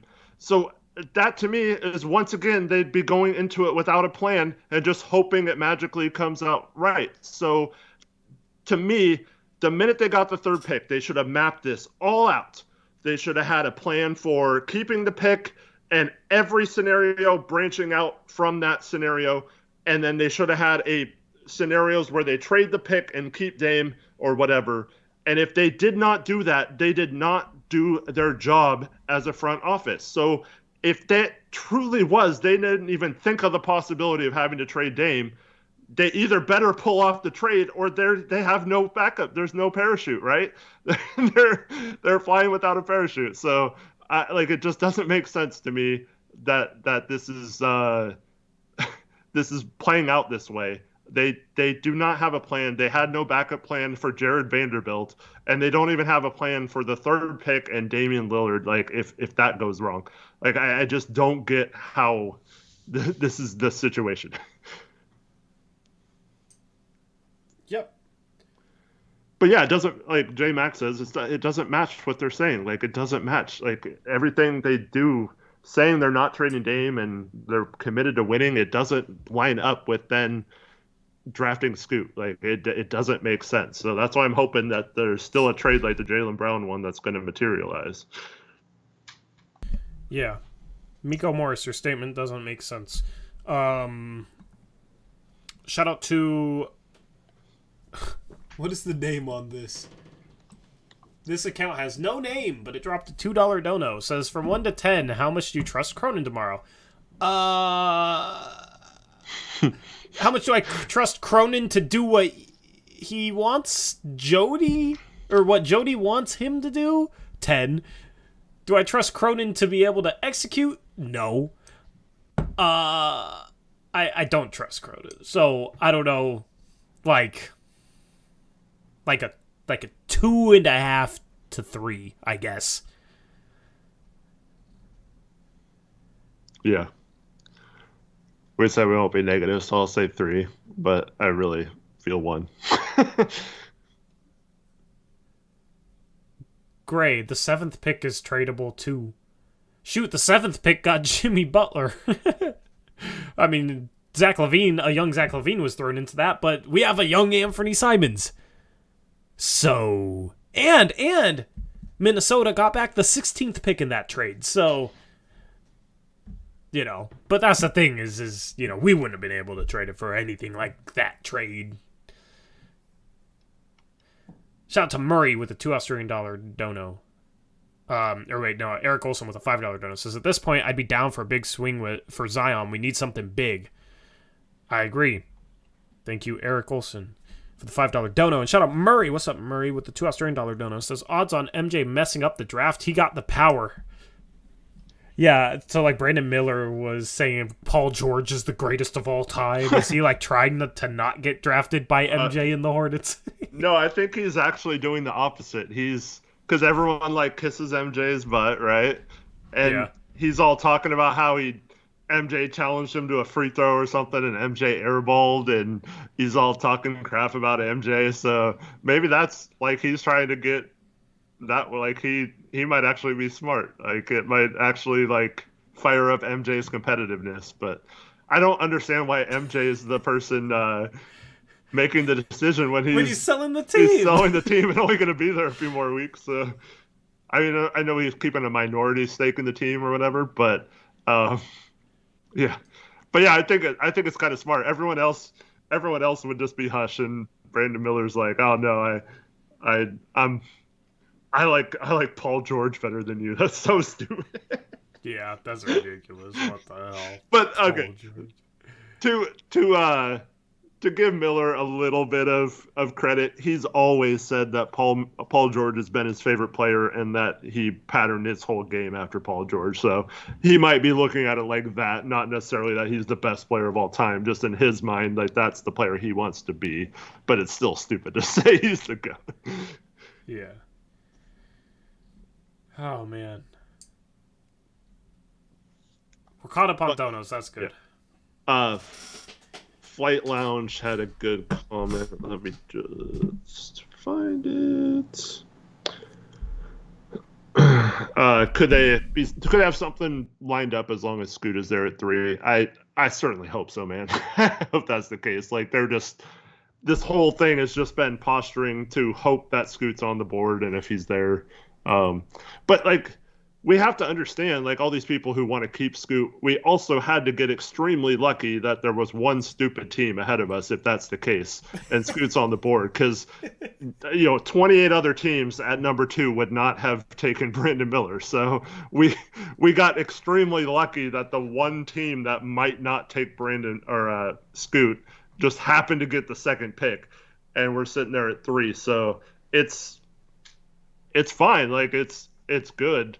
But like, we're only in the situation because we have an incredibly dumb team possibly in front of us, and they might not even be dumb. They might just be messing with everyone this whole time. So I don't know.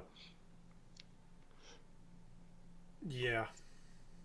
And then Randy says, I feel like they wouldn't be this open about saying they want to help Dame if they're just planning to stab him in the back. That would be horrendous for the franchise going forward. Yeah, I mean, to most people that would be. I mean, obviously there's some people here in chat that don't feel that way, but that want to stab Dame in the back for some reason. Yeah. But yeah, that's why I would not be able to forgive them if they did, because that's just that it just would never sit right for me. Yeah, same. I'm not comfortable with it. I'm not okay with it. All right, so previewing the draft, there was a trade today involving picks, Denver again. Denver's moving up, and they build their roster with smart moves and smart players. They get KCP and Bruce Brown for veterans. They get young guys that can step in, and they're going for cheap talent right now. I think what's going to happen, even though everyone's saying now that Bruce Brown's going to take the bag somewhere, I still think he's going to go back. He can make a little over $600K more by opting out and re-signing with them. And then he can either do the same thing next year and have full bird rights in 2 years, or I think it was something around 4 years, $54 million or something. Denver could offer him, so they could just have a deal under the table, or a secret agreement to give him that contract next year. And I know people are saying he's likely to leave, but I mean, that's going against everything they've said at like the parade and stuff. I don't know. Here's the thing, though. They now have the 29th pick, the 32nd pick, the 37th pick. They are now in perfect range to get his replacement in Andre Jackson Jr. Yep. If Andre Jackson Jr. goes to the Nuggets, we're going to be saying that's the role player we wish we had like 6 years down the line. I mean, you've been saying that for weeks, that he'd be perfect with the Jokic trade. Yep, perfect for them. Like, I will be shocked if he doesn't get taken by Denver with one of the picks, unless like somebody is legitimately available at 29, like maybe Jet Howard falls to 29 or something, they take him, and then like Andre Jackson gets drafted 30th, right? Like, he just screams Nuggets player to me. I actually think there's a chance he could go higher than 29th. I don't understand why he's looked at as a second round guy. I talked about him in my Prospect Watch video I dropped last night, this morning. I dropped it like 6 a.m. on the main channel. I talked about Andre Jackson Jr. If you haven't watched that video, I recommend it. Talk about second round prospects, but Andre, like, I'm looking at this Tankathon mock draft. Kobe Jones, Andre Jackson Jr., and then I'm not super high on Jalen Wilson, but like, Gigi Jackson's available at 37. He's a Denver type failure, though. Yeah, Kobe Brown. Yeah, I like Kobe Brown's the guy. Mm-hmm. They get Sasser or someone that'd be a good backup. They could get Strother at 37, just that 3-point sniping small forward. That happened in Rock. Bro, Keontae Johnson would be phenomenal there. Like, it's easier for role players to go in there and be good because when you have Jokic, you just kind of play off him and it makes it easier. But like, Keontae Johnson's cutting, shooting, transition play in defense in that system, like... By the way, if Keontae Johnson's on the board at 43, that's who I hope we pick right now. I, watched him a lot during the season and then haven't really watched him since March Madness. You said Keontae? Keontae Johnson. Yeah. I watched some more, footage on him recently. I love him as a prospect. You have the question marks with like the heart condition or whatever, but he was cleared. Mm-hmm. But that could cause him to fall. If he's there at 43, I think Portland has to do it, assuming they still need a wing. But there's not really going to be a legitimate big there. Yeah. Keontae Johnson is like Jabari Walker for you last year, I feel like, at this point. Although there's like a bunch of those guys. I love this draft 20 through 45. That's why Denver getting 3 picks in that range, you're just like, of course they did. Yeah. Well, it's smart. They need cheap contracts. People are saying that, oh man, what's his name? Peyton Watson. Is going to be a rotation player next year because he showed some promise there, I guess, in practice and stuff. But yeah, that's possible too. But he has like size and length. Like he could maybe play some backup 4 because they do need front court depth. Like Denver is my favorite destination for multiple prospects. Denver is my favorite destination for Trace Jackson Davis because I think he and Jokic fit each other like a glove offensively. Jackson Davis isn't much of a shooter, but like pretty quick. Can finish on the inside, can pass the ball a little bit, handle it, a little bit for a big man. I think Trace Jackson Davis, that's the one area, with him being like a power forward that can't really shoot. Next to Jokic, I think he would be good. So Denver's going to come out of this draft a winner. I am basically guaranteeing that. Yeah. Who's like, okay, so let's talk about draft prospects. This is a draft preview. Before we get into the draft, let's just talk real quick about Middleton opting out as well. Okay, sure. So he opted out of $40 million next year. Leave Milwaukee. I cannot believe that. I mean, he's not getting $40 million from any contender or anything, so maybe Houston overpays or something stupid. But he's got to have a deal, like a 2 or 3 year deal. You would think. But if he doesn't, then are you ready for 3rd pick? Anthony Simons, Shaden Sharp for Giannis Antetokounmpo. Yeah, let's do it, bro. Oh man, I would have some fun with that one, but he wouldn't be making $40 million for us. Yeah, he would make $40 million for us. I mean, if he's signed for the mid-level, that would be a good pickup. But you got him possibly leaving. You got Drew saying he's only playing 2 more years. Yeah, that could go south fast. Yeah, I expect Middleton to re-sign.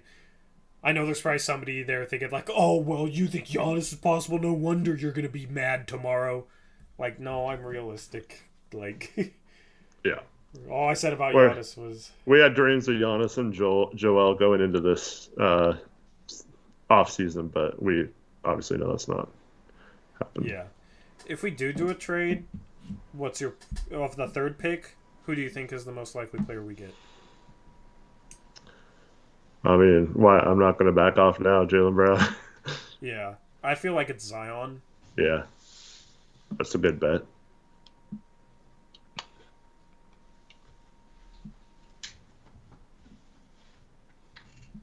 Alex Wolf says, Mikal, dude, I wish. Yeah, I mean... What if after all this, like, Brooklyn's just like, okay, we'll trade Mikal? I don't know if you saw this, but I think it was one of their beat writers or something, but he flat out called Bobby Marks the dumbest person in the world or something for thinking that Mikal's worth more than the 3rd pick and Anthony Simons or whatever. Like, are you kidding me? You have Scoot right there, and you're gonna keep someone who's never been an all-star and who you went like under 500 with after you traded and got lost in the first round. Like, you're gonna keep that guy over Scoot. Like, would Anthony Simons also gonna be a part of it? Yeah, like it's an overpay for Mikal. Sean Marks, I meant to say if I said Bobby. Marks. Yeah. Okay, Bobby Marks. But Bobby Marks said something that annoyed me recently too, so you can throw shade his way as well. Yeah. Because he was being ridiculous about Dame. But anyways, yeah, I mean, I talked about this before. The Blazers this entire time have had 2 targets. Jalen Brown and Mikal Bridges, and they're just hoping one of those 2 still becomes available. It might happen, it might not. It's looking now like neither team is budging on it, but you know what? Scoot's on the board at 3. things can go fast.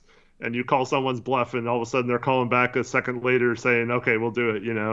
I don't know.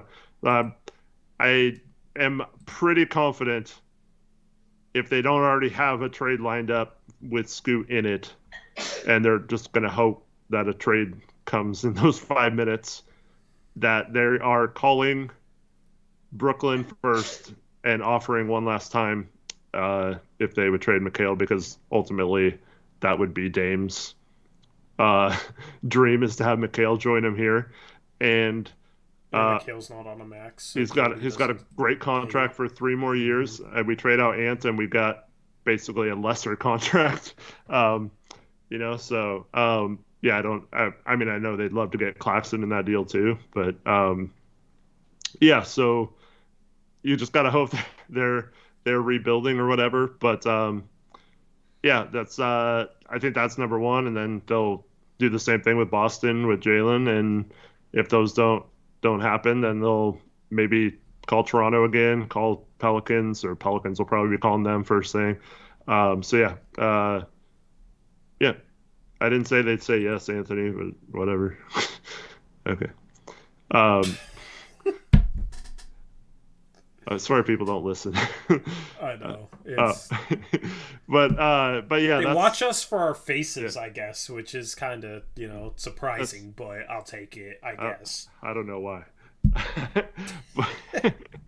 But if they've already talked to Siakam and he's not willing to promise that he'll sign long-term here, then I don't know why we trade for him, because you can't trade the 3rd pick for someone if you haven't worked out that detail. So McHale, you got 3 years. You don't have to worry about that. Like you said, you could probably stay under the tax still and get McHale. I think that's the ideal player based on contract and all that. Shout out to Andy Marchant with the $2 Australian dono. It says Ant and 14 to Orlando, 3 and 23 to New Orleans, 6 and Zion to Portland. So I think Portland would have to give up like another salary in that to match, but whatever. Like the structure of it. So thank you, Andy, for the $2 dono. So the structure of your trade idea would be Orlando trading 6 for Simons and 14. Which, if there's a team that could trade for Simons, I feel like Orlando makes a lot of sense. I feel like he's a good fit there. Andy's from there, but I feel like that might be a little too rich for them. Yeah, I don't know. 3 and 23 to New Orleans, so they trade Zion. Well, here's 14. The thing. Orlando's going to have to trade... Yeah, they trade Zion and 14 for 3 and 23, and then probably get back salary from Orlando to match Simons, whatever that is. Gary Harris and, I don't know, another contract, maybe.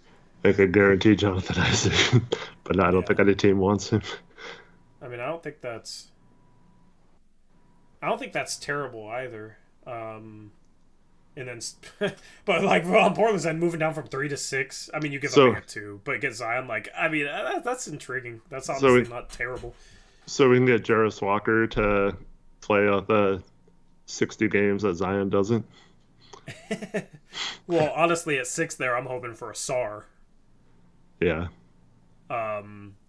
Because Asar and Zion and Sharp in transition, like we instantly become one of the best transition teams in the league. For 20 games. But Asar defensively, for 20. But Asar defensively, it would be nice, and then offensively has upside and is a better shooter than Amen, so that would be interesting. But like Cam Whitmore could be there at 6. We haven't discussed him as really an option. If you could do that trade, you have to do that trade if you're Portland, right? Yeah, I mean, yeah. I don't know if we're getting 6 back in that, but yeah, the one it's questionable on Orlando's part, but it makes a ton of sense for Orlando at the same time. I just feel like they'd want to bet on the upside of Asar, maybe. But I love Zion. I just don't know how you can trade a pick as valuable as 3 for someone that has questionable work ethic, questionable relationship with teammates,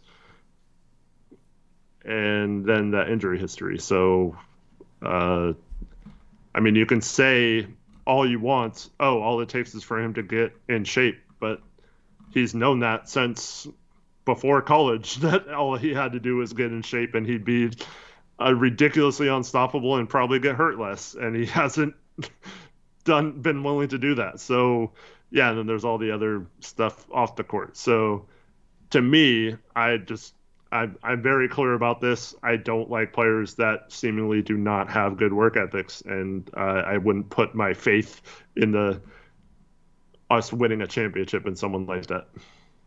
I mean, he's apparently he's pretty skinny right now. I've seen a picture. Apparently he's skinnier than John Butler, right? So maybe that's freaking Blazers Palace, dude. And Chase too, Chase. Yeah, all the people making it seem like our players are taller and stronger. That's funny. All right, so draft prospects. Anybody you've kind of studied the past few days that you like or dislike? Especially in the second round, because I'm curious on. Let me pull up my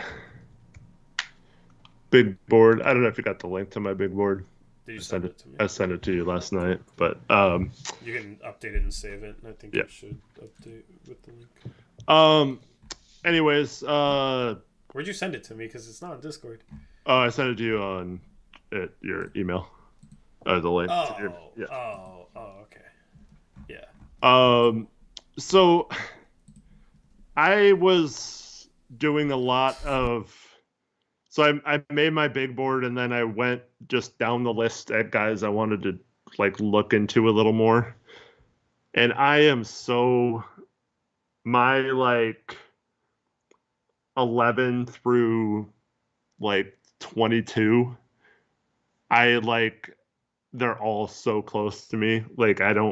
I wouldn't have a problem if you had my 21 at 11 and you think I'm stupid for having Anthony Black at 22, which I do. But it's not like I think he's bad. But I just like 21 guys more than him. But the one I'm really hung up on is the trio of Buffkin, Hood, Schifino, and Cason Wallace. I have them 12, 13, and 14 right now, but I feel like I want to put them higher, but I can't put them higher than anyone else I have on my list. So It seems like 14 in Cason Wallace is too low, but I really like him a lot. So, but I don't know who to move below him. Yeah. See, I love Cason Wallace. I think he's I think he has a super high floor just because of what he can do defensively. And if you're gonna bet on Kentucky guards being better offensively once they get into the league, he should be a really good two-way player. Right now I have him 13. That feels so low. Basically, I will extend that range, Eric, from 22 to 35, 36. Where it's every player in that range, I feel like I have them too low. Yeah. One of those guys is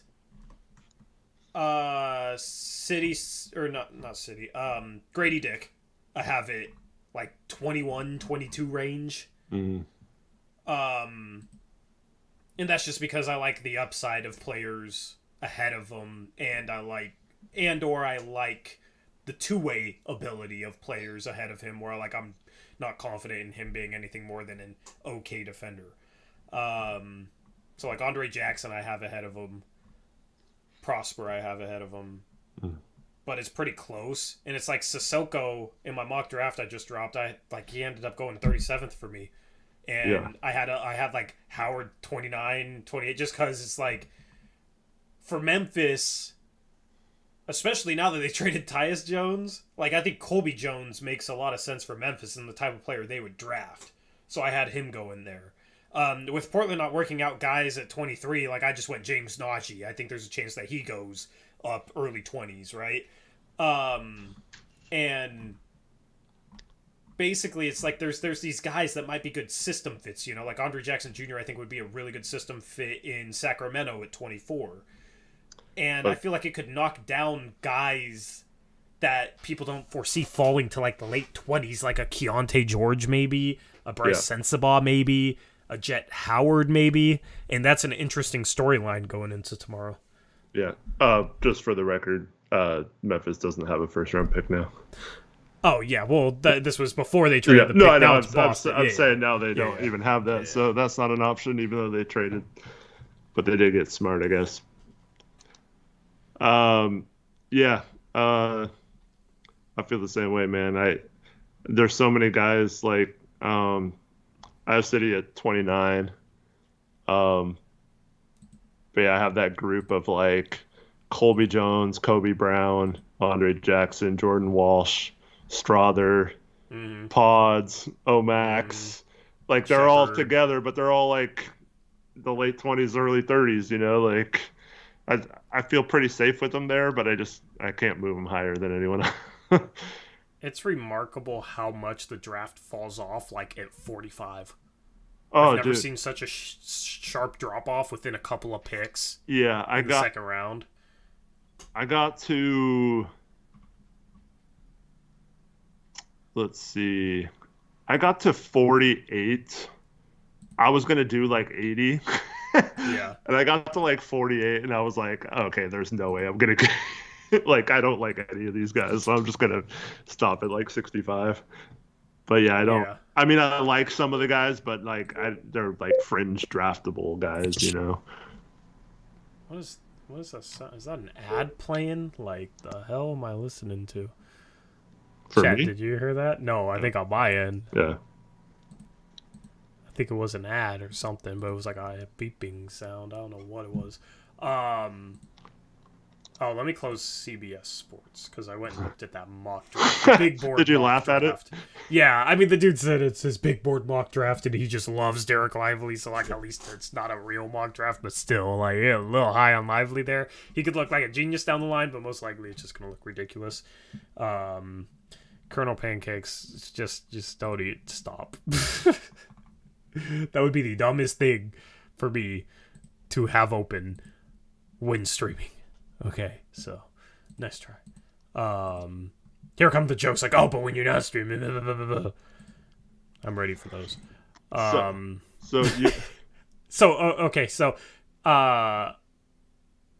go ahead. What were you gonna ask? Oh, you always ask me like for some deep sleepers that I've liked or whatever. So I've liked this person for a while, but I've been watching a lot of film on him, and like his shooting splits do not make any sense to me because I think he's a pretty good shooter, but and a good playmaker, good passer, all that kind of stuff. And that's Amari Moore from San Jose State. Yeah, I haven't watched. I gotta watch film on prospects tonight. I have too much to do tonight. Because he's a guy I need to just watch a little bit of tape on because I didn't watch. I haven't seen him play, to be honest with you. Like, that'll be one of the guys where I just ask you about him if he gets drafted. Yeah.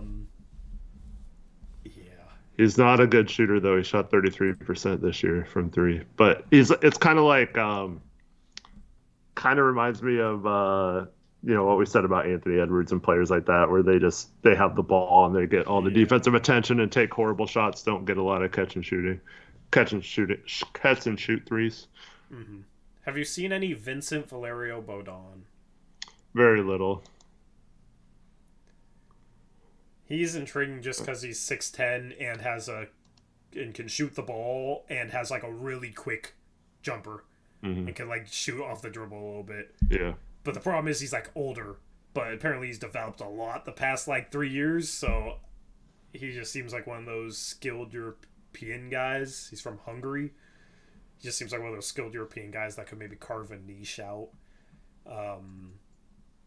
I am not high on Jalen Wilson at all. I am not high on Jalen Clark at all. Like those two guys I'm decisively out on. Jaime Jaquez, I just with his measurements, man, I don't see. He might be able to be a role player, but I don't see the upside, and I feel like he has a pretty low floor. You know, he's going to be in the top 25. He's what? He's in the top 25. He's like has a promise in the top 25. Yeah. Better not be Portland at 23.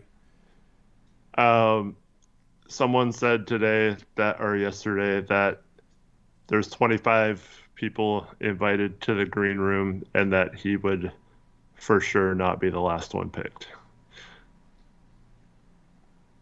Hawkins was invited to the green room? Yep. Over Leonard Miller. What? Yeah, Leonard Miller wasn't. We better take Leonard Miller. Dude, if he's there at 23, yeah. Then, I mean, the inactivity is still frustrating, but, like, at least I get to be excited about that. I thought Hawkins had pretty good athleticism in some of the drills. Yeah, and he's a decent defender and stuff. I don't think it's like that crazy. Like, he's an undersized small forward. I feel like, or he's a shooting guard, but I feel like if he's a shooting guard, I don't know.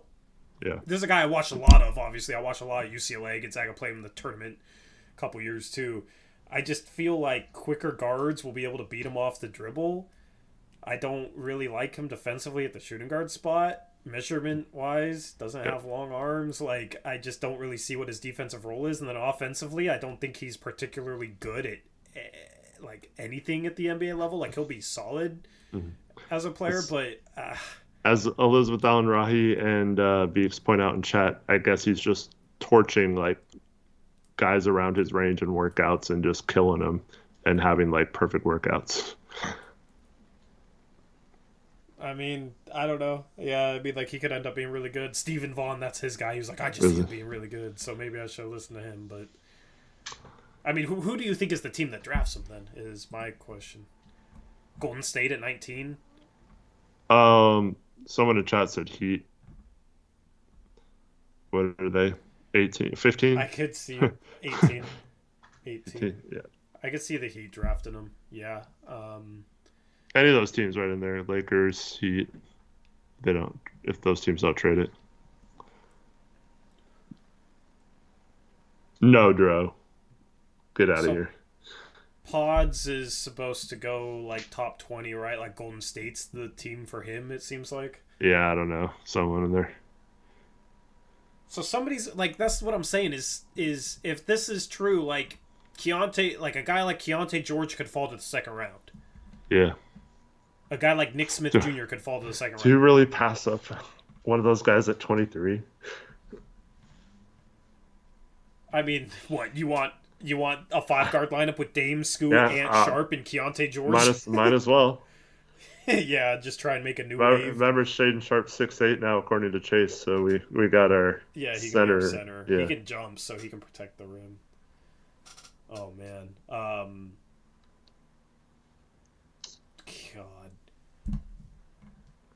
this is gonna be fascinating.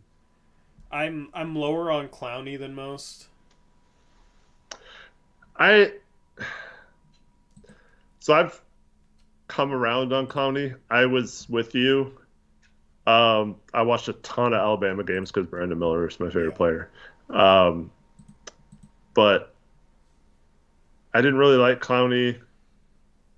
But the more I think about it, just having someone his size that can move the way he moves, can block shots, can guard multiple positions, and can maybe eventually figure out to be a little more consistent from three. I mean, he's still super young, too. I just think that's going to end up being a really good pick for someone in a draft that doesn't have a lot of bigs in that range other than, Leonard Miller, him, and Najee. Those are really the only true big men that are in that range, right? So I just think someone's going to get a good player there, and yeah. I don't know, just like comparing him with Prosper just seemed like a better defender and a better shooter to me. I mean, Clowney's bigger, but Clowney's more of like a power forward center, whereas Prosper is more of like a small forward, power forward. Yeah. So I just think Prosper is a little more versatile offensively. Prosper. Well, I wouldn't say that because he can only guard on ball. So he can guard guards. Oh, I just mean in terms of like what positions he can guard on ball. Yeah. But Clowney has a mix of both, being able to maybe have the foot speed to keep up with some faster players, but also is a really good help defender and rim protector. So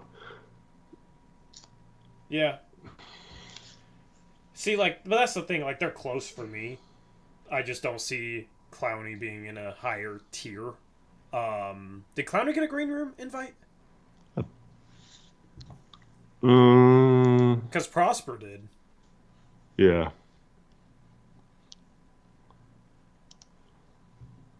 No, says Chase.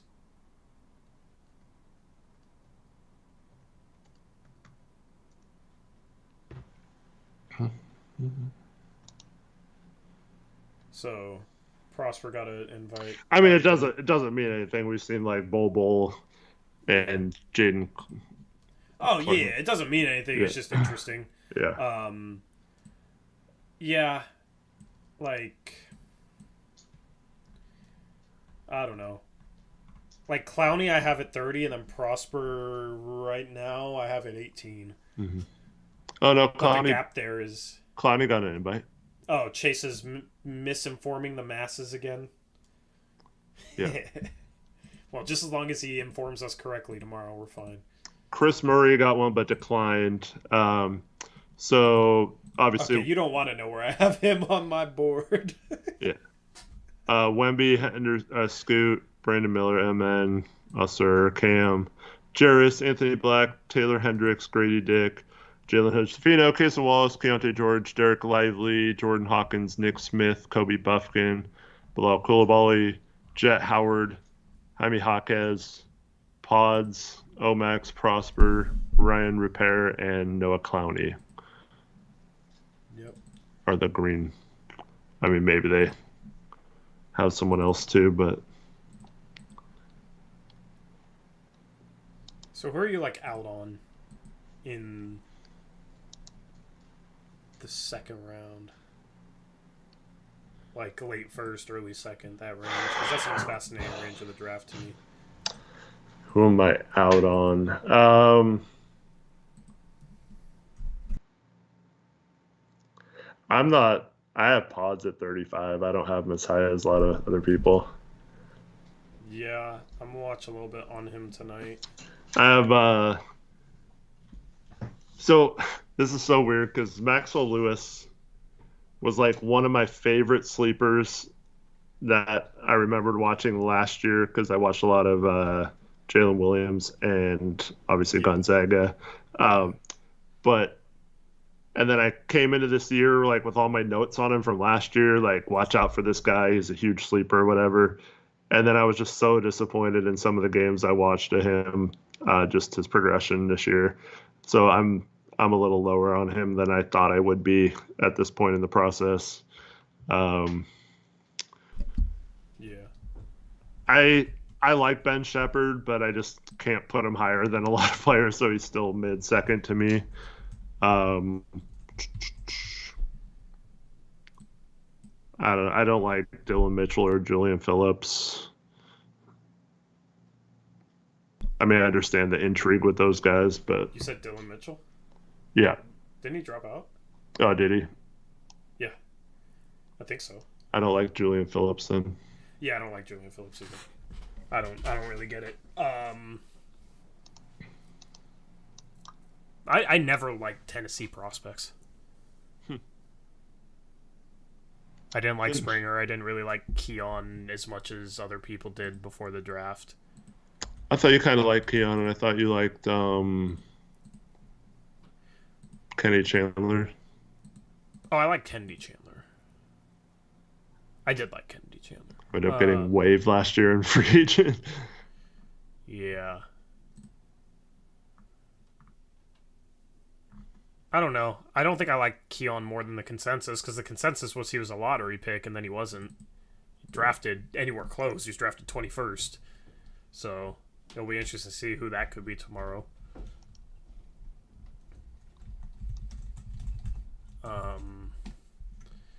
Yeah, I don't like Phillips. I don't like Jalen Wilson. Not super fond of Hawkes. But that's the thing. Like, teams getting these guys in for workouts, and that affects things, and sometimes that's not going to get out.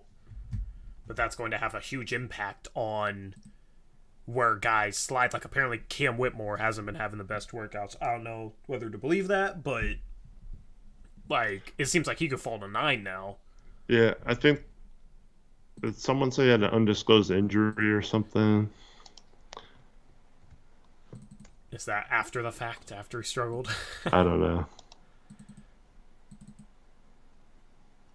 So... Chat, we'll take questions now on anything draft related.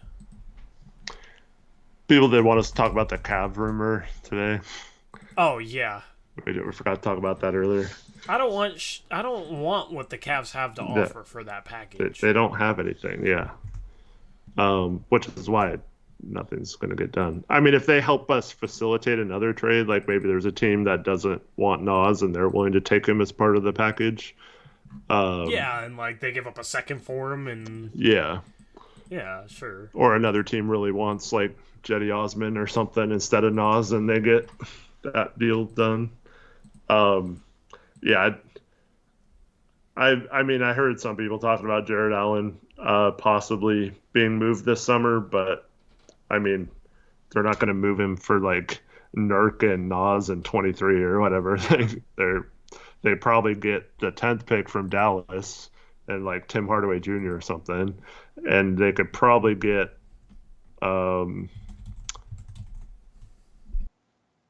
like the Lakers, like Malik Beasley in 17 or something if they need a shooter. But yeah.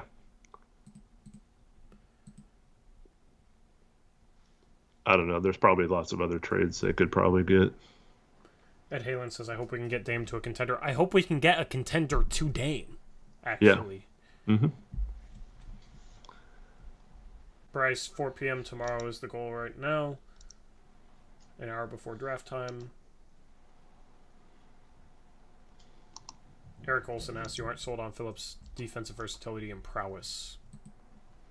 I mean, he's okay on defense. Tennessee is a good defensive team, though, so it's hard to... Like, they're just so solid defensively, all of them. I don't know if, like, one stands out, but, I mean, he's good on defense. I don't know. There's other guys, like, I also watched a lot of Dayton this year because I like Deron Holmes, so I do like someone like Tamani Kamara versus who's like a hustle glue type guy versus someone who is supposed to be like a top prospect and just can play defense and never came around on offense. His shot regressed. His form looks worse than it did in high school. Like, doesn't seem to have much creation upside. I never like those wings that don't have a bankable offensive skill to go along with their defensive upside. If you guys have noticed, I like defensive forwards that have a skill offensively where you can point to and be like, okay, well, they'll at least be able to do enough of that to not be a problem offensively. Like Prosper, I think he'll be able to shoot just well enough to be able to not be a problem offensively. And then his defense is a major asset. Just like Alfred Camino and Mo Harkless were able to do just enough to not crush the Blazers offensively, and then their defense was huge. Whereas if they were shooters, then you could just completely leave them.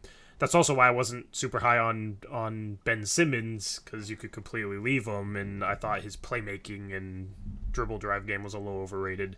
So, like there's been forwards in the past, like Tyler Bay, you remember him? Yeah. Was one of those guys, like Robert Woodard. Of Colorado. Yeah, go Robert Woodard, like... There's been guys like that before that I haven't liked for that reason. Whereas, like, Herb, he couldn't shoot, but he was athletic, and he could, like, he made plays for others pretty regularly at Alabama. Handled the ball, yeah. Yeah. And actually, his shot wasn't that bad. He was, like, 34 or 35% his final year in college. So, with him, it's like, he'll be a good defender. And then he has a couple different offensive traits that I like that I think will hold up in the NBA. So, That's kind of the key for me when trying to evaluate forwards, defensive forwards. Like, I'm not super high on Jordan Walsh because I just don't think anything offensively.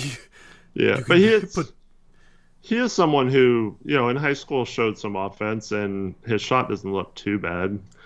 His shot looked better than it did in high school. Yeah. But it's just, at some point you need to translate into makes. Like, if he's young enough where, like, you can have some hope that he can shoot, and if he does, he'll be a really good 3-and-D guy and a top 30 player from the draft. So I don't have him. I'm not, like, lower than consensus on him. It's just, like, and that's the thing with Andre Jackson is I love his defense, but then the way he reads the game, his passing ability, his athleticism, his cutting, like that sort of stuff, I think will be positive traits in the NBA. And form-wise, I don't think his shot is bad. But even if his shot doesn't figure itself out, he'll be able to do enough little things and make enough plays as like a connective piece on offense that he can maybe help a team on that end of the floor. And defensively, I think he certainly will. So that's why I'm high on him. That's kind of how I rank those guys. Mm-hmm. I also like players that like are a big part of winning. Yeah. That's why I still believe in Jalen Wilson, because I mean he just was such a big part of their winning ways, kind of like Christian Brown. So guys like that find a way to make things happen, even if they not the best shooter or the most athletic players. Yeah. See, for that reason, another reason I like Jackson, He played like the same role he'd play in the NBA. That's the other thing is like in college, did they play the same role that they'll play in the NBA effectively? Like that, because then, okay, that they can buy into their role, that they can play their role, and if they do it for like a winning high-level team, then it's easy to see it translate into the league. Mm-hmm. So like the guys where it's like, oh, they scored the ball in ways in college they might not be able to in the league, like... and you look at like an Amani Bates, like he ain't gonna be able to play like he's the star, and that's all he knows how to do is play like he's the star. Right. So. Yep. Yeah, I completely agree. If you're playing like 1-on-1 or something, like Bates is probably in the first round, but it's not that kind of game. That's why he struggled at Memphis. Exactly. So.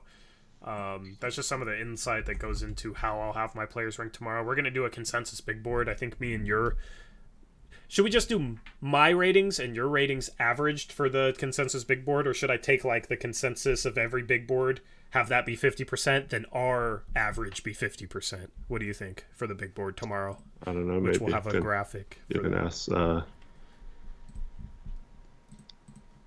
Chat, which one should we do? Just me and Eric's consensus for the big board that'll be on the left side, or do you want us to average our consensus with like the consensus of major websites? Because there's a spreadsheet I have that does that. Just you two, says Alex. And Fiddlestuck Farm said just us, which is fine. I'm gonna get clowned when Anthony Black gets picked. I'm all ready for it. Yeah, I don't know if I'll have like specific big board graphics for players. That was kind of like one of those things I didn't have to have. We'll have basically them ranked consensus, but I was going to have like our individual ranks pop up when a player was drafted, but probably not going to have time for that. So we can just say where we have guys ranked. If we want to, I'm not afraid to say it. It's fine. I mean, nothing will be worse than LaMelo Ball, right? Yeah, we've had bad ones in the past. It's fine. It happens. It's to be expected. So, anyway, people were saying just us two. Okay, that's fine. Shout out to Colonel Pancakes, $5 donut, says, watch some old Barcelona streams, and James Nagy really impressed me. Good size and tenacious and pretty damn athletic. Yeah, like, I think he should end up being a role-playing big man. I just don't really see any upside for more. I see some upside. I'm just hesitant to say it's going to be any time in the next year or two on a winning team. And if it is, then I think we already have a guy who could possibly step up, and if we just keep Ivy Baji on a two-way, so I don't know Yeah. if he's that much better of a prospect than Baji was. I feel like you can find similar bigs to him that are undrafted in previous years or whatever. Ububaji being an example where I wouldn't want to take Najee with like the 23rd pick, even though I had that in my mock draft. I wouldn't want to do that. 43rd pick, absolutely fine. But like I was higher on Kamagate last year than I am on Najee, and that's not really a knock on Najee. I liked Kamagate a lot. I was kind of bummed when we didn't get him, but Well, we technically drafted him and then traded the rights. yeah. Yep. I wonder when Denver will bring him over. Or if he ever comes over. Maybe he never does. Fight Lounge asks how many pieces we are away from being a legit playoff team in the West. 20. A legit playoff team? I mean, I'm assuming you mean a legit contending team. I think we need one like, top 30, 40-ish player. So like a Jalen Brown type, a Mikal Bridges type. And then we need at least probably 3 solid role players that, we need some size, so a backup big. We need at least one shooter off the bench, I think, and then one more like defensive specialist off the bench. So I would say like one really good player and just 3 role players. I don't think that's that difficult. Yeah, it's not crazy.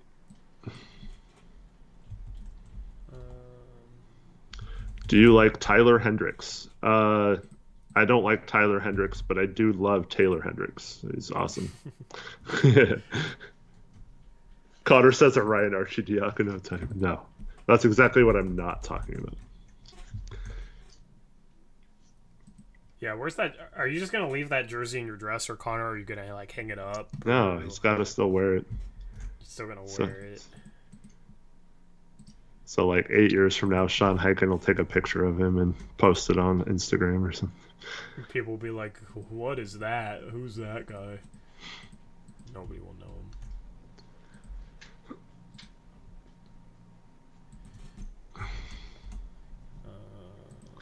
No, you don't burn that. It's a masterpiece.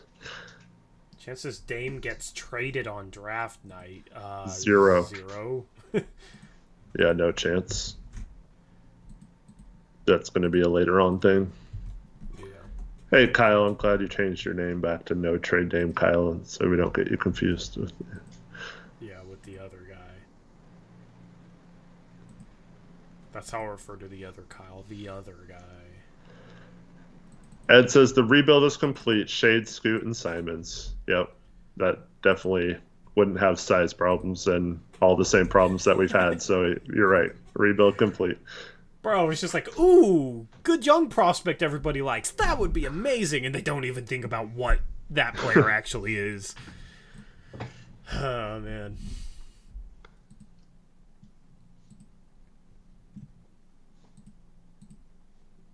Yeah, without someone who can hit like 38 footers. Kyle, he's not gone. This is a warning for spreading misinformation. The question. Where's Tristan Vucevic getting picked? Probably, I'm going to say early to mid-second. Yeah, I think he'll... Like late 30s, I If the Hornets don't consolidate their seconds, I think with one of the seconds they'll take him. As a stash guy. David Chavez asked if you saw the tweet where someone took a picture of Cronin out on a walk today. Yeah. At least he was on his phone. I mean, people are allowed to take walks. Just like, it's always stupid. Like people who say Dame shouldn't be in the studio recording a rap album. He should be practicing every second of every day. Yeah. God, you guys are crazy. Drives me crazy. Hayden with the Australian $7.99 donation. Thank you, Hayden. Appreciate you, Hayden. And then he has another one. So 2 ones from Hayden. Must have back-to-back. Messed up the message. Who would we have to get in a trade for you to want to trade Sharp in a package? Giannis or Embiid? Yeah, I don't even know sure if I'm doing it for Embiid. I mean, I probably would, but yeah, Giannis is pretty much my list there. Yeah. I mean, obviously, like Jokic or Luka, but those guys aren't getting traded, so. Oh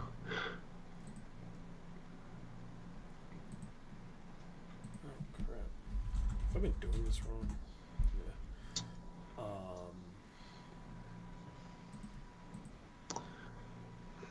Where's the after party at if Joe trades for Jalen Brown? It's gonna be right there on the main channel. Over on Blazers Uprise main channel. Yep. Be celebrating. Yep.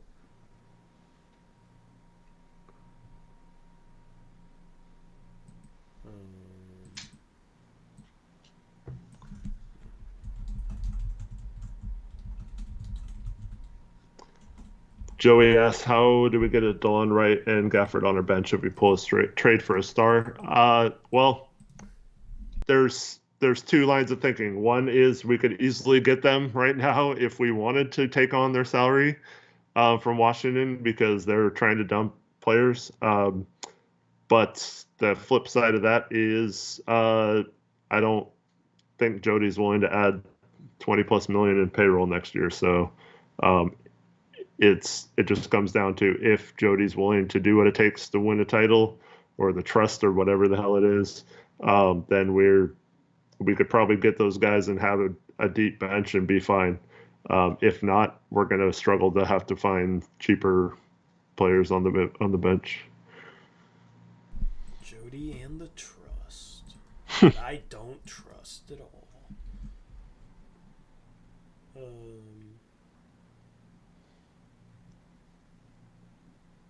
Kyle, you saying that is what will make me want to ban you.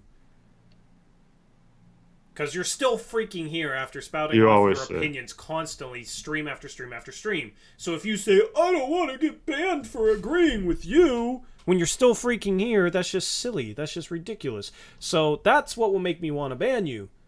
So if you're trying to get banned, keep it up. If you're not trying to get banned, then stop worrying about getting banned. Because you're still here, obviously. Well, he's been banned before on different names, probably. Definitely. So it's just always the same. It's always like the same people that are like,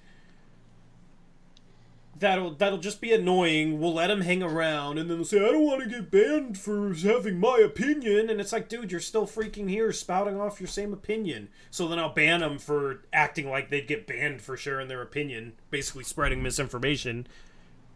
And then they'll come back on a different go. Oh, I get banned for blah, blah, blah, blah. It's just so stupid. It's just so silly. It's childish, man. Drives me insane.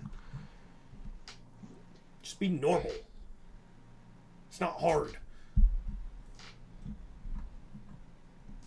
Anyway. Darren, I don't think there's any chance to get Chris Middleton, no. It would have to be a sign and trade, and we probably aren't in a position to get hard capped in a sign and trade.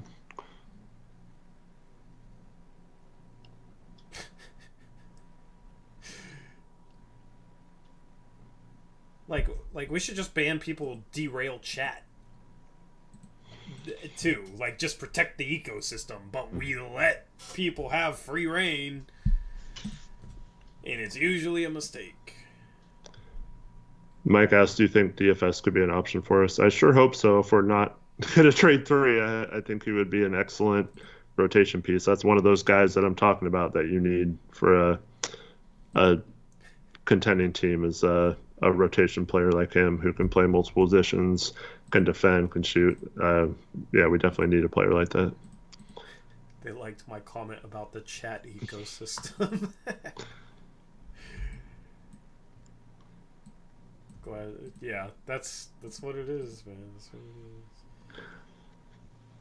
Fight Lounge is wondering, any chance Sharp's learning curve is on par with Dame's as a young guy, being a heavy contributor on a good playoff team? I don't think it's not impossible that he's a starting level player next year on a good team. But to compare it to someone who went to college for several years and then started and had all the reps his first year in the NBA to then blossom, I mean, he was good right away, Dame, but blossomed in his second and third years. That team, I think, was just the perfect situation for Dame, and he was more mature. But Sharp definitely seems to have a steep learning curve. I just wish we would have gotten him a little more reps if we weren't gonna go for it last year earlier in the season. In some of those games where we decided to start the before mentioned Archie Diacono over him and crap like that.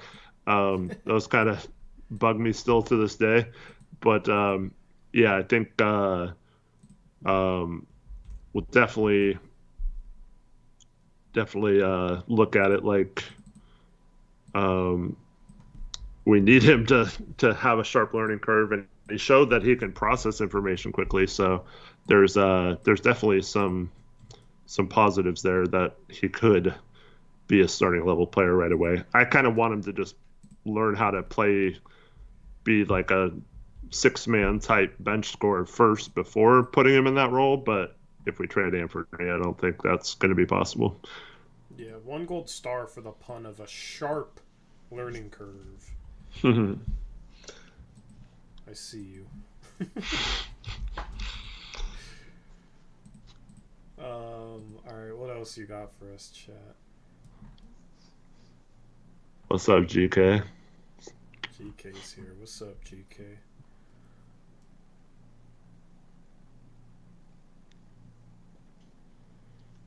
Connor thinks Charlotte's just going to take Scoot and screw us over. D-Rex, Scoot's a much better mid-range shooter and much more potential as a 3-point shooter, and is much craftier and more explosive in suboptimal body positions. I don't really know how else to explain that, but and stronger and longer wingspan. Like, they're not really similar just because they're guards that can jump high and have questionable 3-point shots doesn't mean they're alike. He might struggle out the gate, but you can say that about any rookie. Wemby might struggle out the gate. I don't know. Like, that's always possible with any prospect.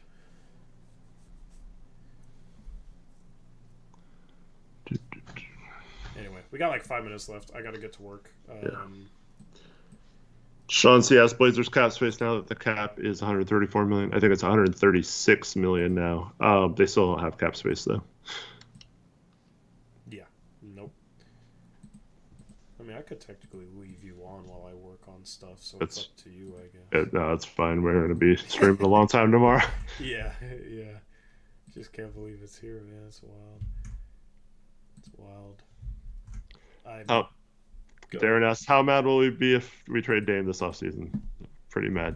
Mad, sad, pissed. Be a dark day for sure. It'll be a dark year.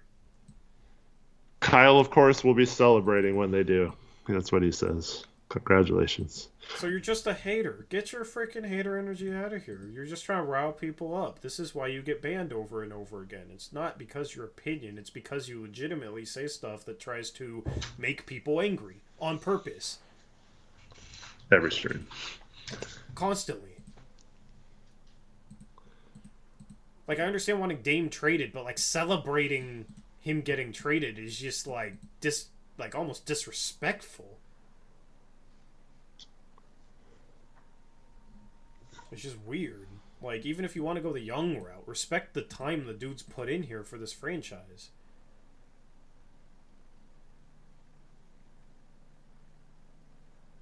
I don't care about Chad Doing's pull. I like Chad, man. I don't care about his pull, though. What are we talking about? Like, what the hell are we on? What are we talking about, man? Someone clip that, please. Dad, what happened? Nothing. I don't care. I don't care about that, man. Come on, now. He even spelt it that way. I know, everything makes sense now. Dog,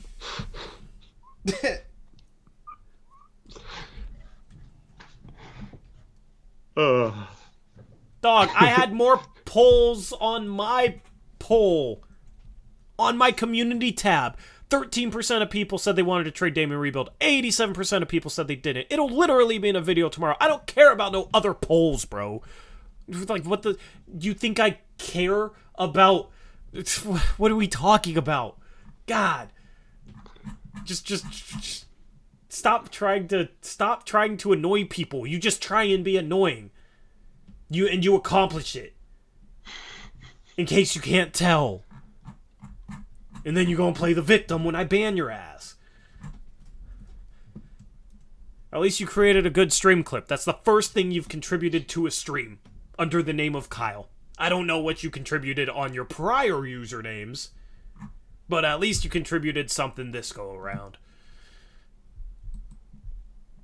Truly Spencer PDX says, if we keep Ant, he becomes an all-star. Do you think he's going to want out later due to all the trade talks? No, I think very clearly they went to Ant and told him that unfortunately they are in a situation where if they do make a big trade, his contract is likely the one going out, and it's not anything personal. They love Ant, and I think deep down they want to keep him, but I don't think there's any hard feelings there from Ant. If he's kept or if he's traded, I think he understands. I think he's level-headed enough to understand why. That's one of the things I like about him. Mm-hmm. Oh, great person, yeah. That's why I'll be sad if we trade him, because he's someone that makes you proud to root for and good for a franchise and stuff. So, and he's gonna get better still.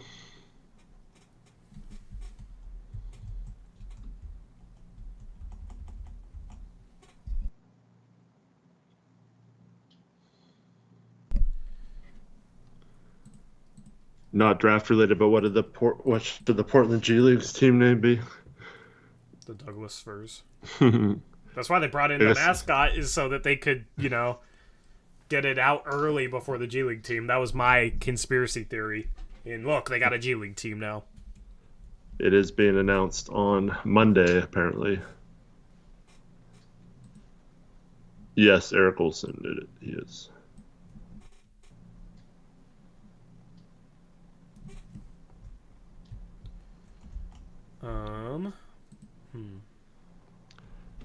I wouldn't mind something like related to the Blazers, like the Pinwheels or something. The Portland Pinwheels. Yeah, that's pretty solid, actually.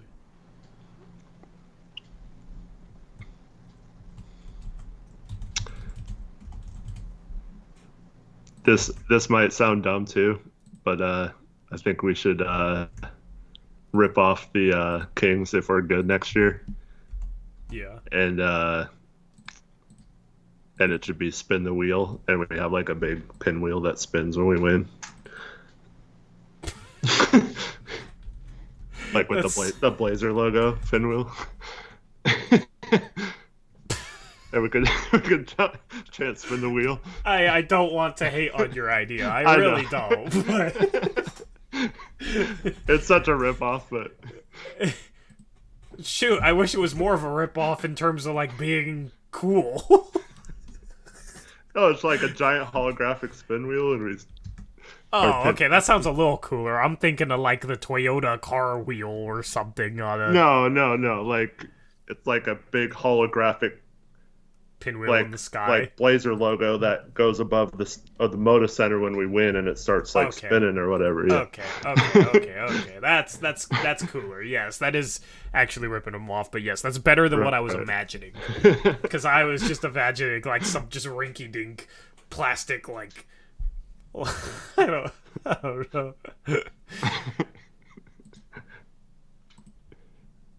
man, do the Timberwolves have any picks? They have the 53rd pick, huh? Something like that, yeah. Yeah. I'm currently making the team... So I'm going to have slideshow tomorrow on the draft stream where it has, like, team information for whatever team is on the clock. So that's what I am... I'm currently working on it as we speak, chat. Okay? Sorry, I minimized you guys for a little bit, but reel the wheel. No, we could all just get like little Blazer themed, those little crappy pinwheels, and we can spin them in the stands, This idea is so dumb. I said that before I started.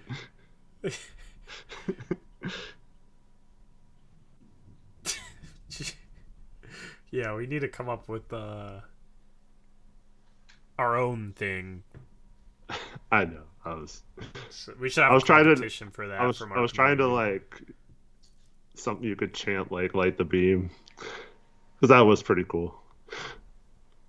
Like in the playoffs, and they're all getting into it. I felt like it just like made the crowd so much more rowdy. Yeah. With the "Light the Beam" stuff.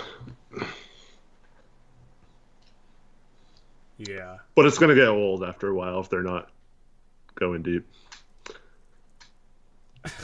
That's what she said.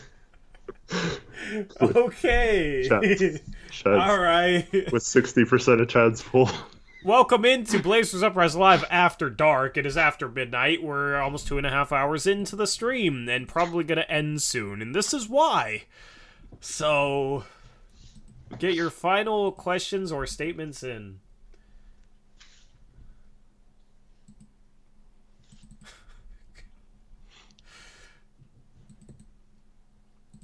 I would love to have like a sus montage. So many moments that are lost to time though in all these streams. Yeah. We just need to find like 1,000 people from our community to just watch one stream and timestamp everything. Mm-hmm. Yeah. But the problem is we stream for so damn long.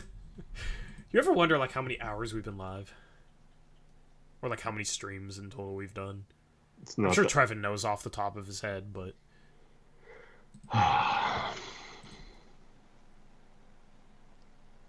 what could we get for Ant and 23? I don't know. Connor, my son can't hear. He's got headphones on playing Hogwarts Legacy. And my other family's in bed, so. Oh, there's Krish.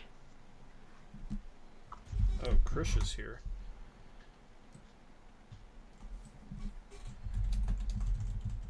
Any other good questions, or should we wrap it up? Thoughts on Nurk for Wendell Carter Jr.? I don't think that solves anything personally. I like Wendell Carter Jr., but I don't think it really makes us better. What, Dro? What'd you say about myself? What? What did you say? I can't even say it. What does that mean, Dro? Do you know what that phrase means? I know the S, but not with the S. I don't know what that means. Go to Urban Dictionary. Yeah. Actually, I'm curious what Urban Dictionary will actually say. I know the saying he's the S, but not he's with the S. Well, it's time you learn some slang. Alright. Although that's not really what people... It's not really what people mean. The opposite of lacking? He's... Dro, why don't you just define it, since you're the one who used the phrase, okay? In direct possession of enough physical protection for the amount of illegal merchandise you are currently attempting to move. What are you trying to say about my son, bro? That's not really how people use it. Yeah, I looked it up and read that. I was like, well, not really. Oh. Oh, man. Cotter clipped this. Dro played Fortnite with Flynn and I last night, so we had some fun. And we got, for some reason, one of the games we were playing trios, and it just randomly switched us to quads, and we got a dub with some random person, so that was cool. Nice.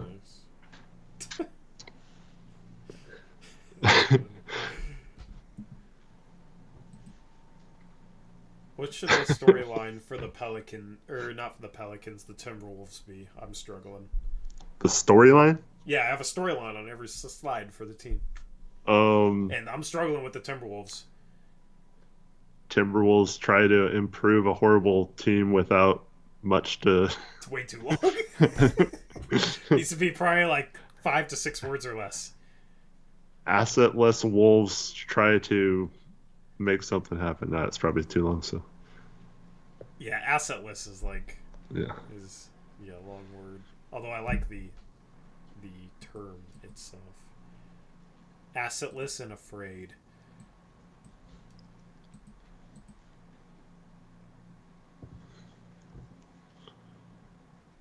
What are they cooking? I actually like screw it. Okay, I'll go with that. I'll go with that.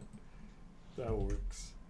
For the Blazers, I think it's what is their direction, Yeah. Sense. Mm-hmm. Some of them are easy, some of them are hard.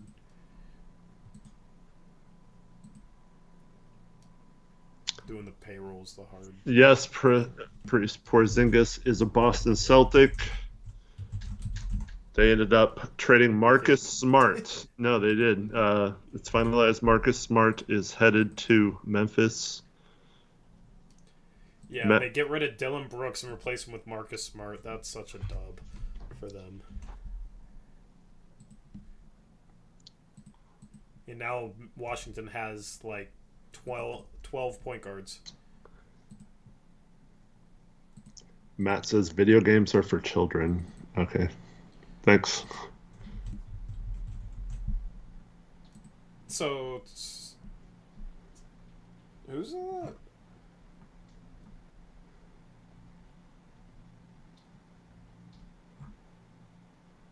I'll give you 20 seconds to take that back, Matt, before I ban you. It's fine if he wants to think they're for children. No, I'm giving them up. I'm extending an olive branch here. So, Night, Carson. Dro, I agree. You're spitting. You know what that means, Eric? Yes, I know what that means. Okay, good. Just making sure.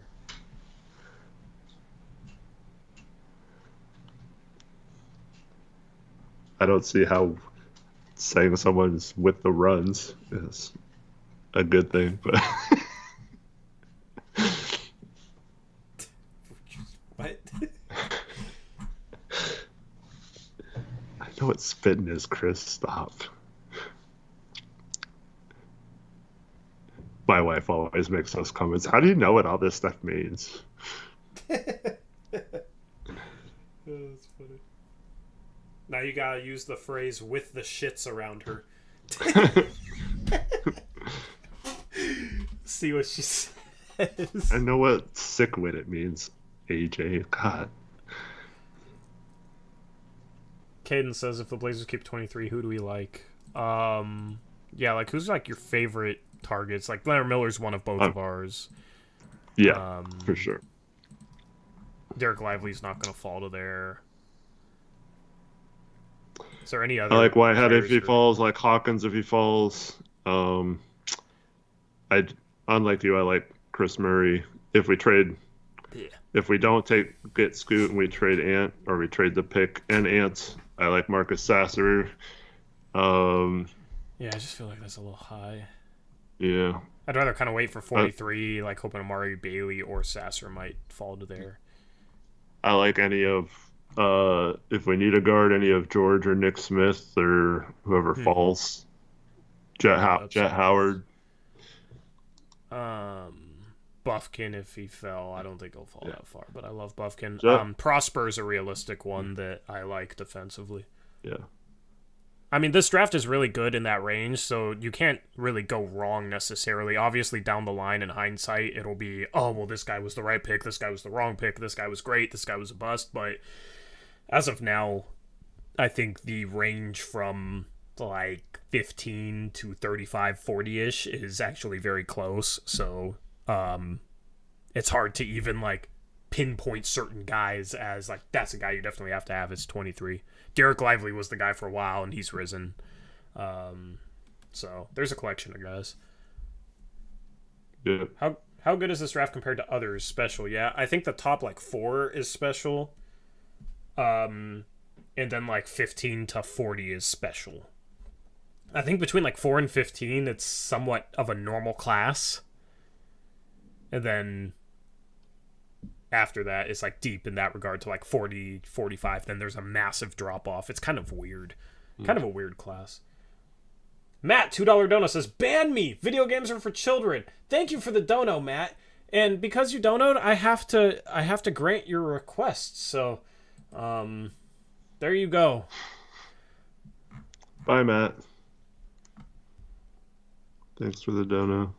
Oh, wow. I've never actually banned someone who donoed, so it said message deleted on the dono. That's interesting. I didn't know what it would do, so... But there was another dono before that. Most important question, Elon versus Zuck in a cage match, because that's a thing I read on Twitter today. Who you got? I mean, are we sure Elon... I don't want to make jokes about Elon's rib cage. Never mind. We're getting too far today. They're both douches. I don't care. Yeah. Hopefully neither.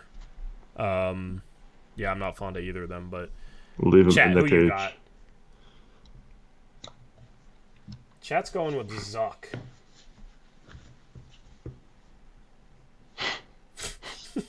Suck for Zuck. What's Elon's tanking slogan?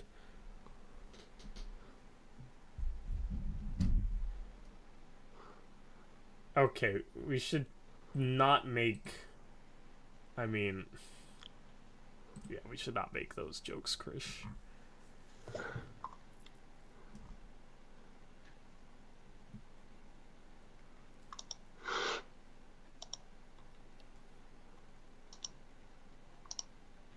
Zuckerberg can legitimately fight? Look it up? What?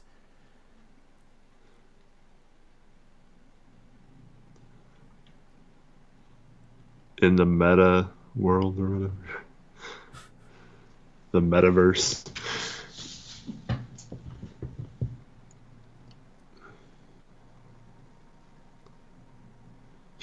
Don't read what kind of fighter he is.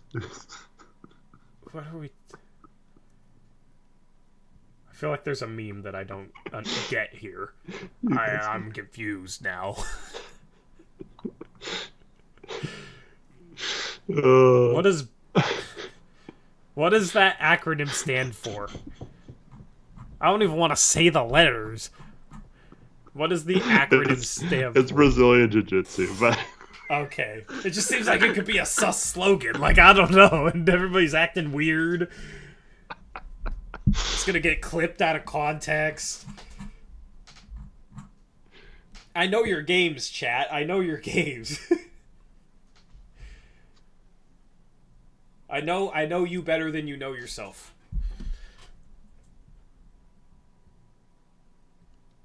Trevin...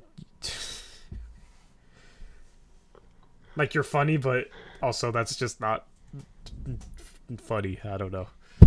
Trevin's the king of, like, saying things that are, like, funny, but also you don't know why they're funny, and then, like, after a couple seconds, you realize it's not funny, and you stop laughing. Other people have already said that in this stream, too, so it's late. Yeah. Snail his comment. I need to program better humor in the Trevin bot, yeah. He's been on one lately. I don't know. He like randomly tweeted out like 300 names the other day. I don't know what's wrong with him. It's like you see ChatGPT and all this AI stuff is like getting good, and then Trevin's like going downhill. Yeah, for those that don't follow Trevin on Twitter, he just tweeted out just a long tweet of every name of the NBA. I think it was. Just like, what are you doing? And then had like a bunch of his bot friends liking the tweets, and it was very weird. What's up, Jackson? Yeah, no clue, Jackson. Today. Saw Zach earlier. Saw Jackson, Connor. What mod hasn't been here? Who am I forgetting? Aeromancer was here. I think all our mods have been here. Arrow was here earlier, I think. Arrow's probably drunk somewhere. Yeah. It's draft tomorrow. He's going to be drunk. He better not be drunk. We're going to have to ban him. Although his stuff's not going to show up. So chat, or mods. Since I got you all here except for Arrow, I think, anything that looks like a pick spoiler, just remove it. Jackson, what you did last year with that copy and pasted message was clutch. So if you want to do that again, you can. I will have a reminder on the graphics. So we're doing no pick spoilers. We're going to have Chase breaking trades and rumors. So you guys don't have to pay any attention to Twitter. Chase will be the one paying attention to Twitter, and he'll just only come on to break trades and rumors. He's not going to spoil the picks that he's seeing going through Twitter trying to find it. Woj isn't going to spoil picks, but I assume Shams will.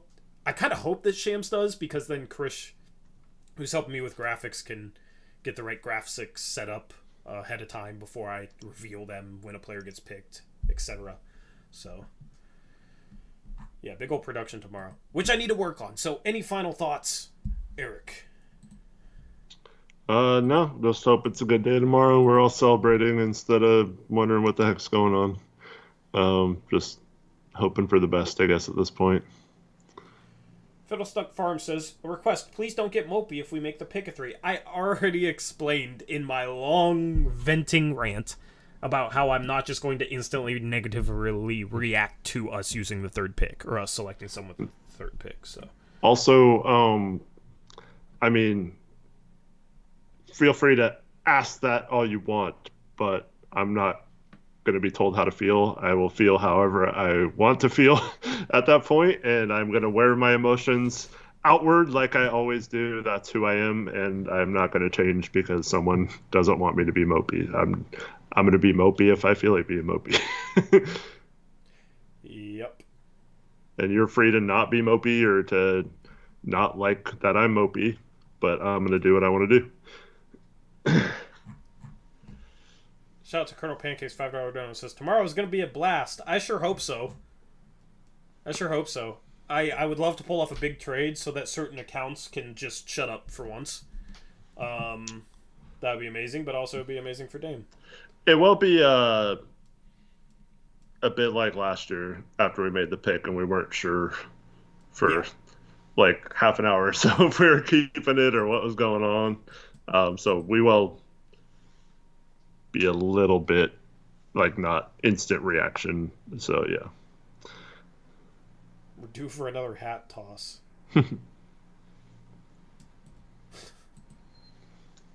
Anyway, thank you, chat, for tuning in with us tonight. We'll be live tomorrow around 4 p.m. Pacific time. Looking forward to the draft tomorrow. You can follow us on Twitter, linked in the description box below. Our Twitter handles are on the screen, at Hoopshock for Eric, at Tori Jones YT for me. Maybe people will start spelling my name right because it's right there on the screen. I need to do more of that.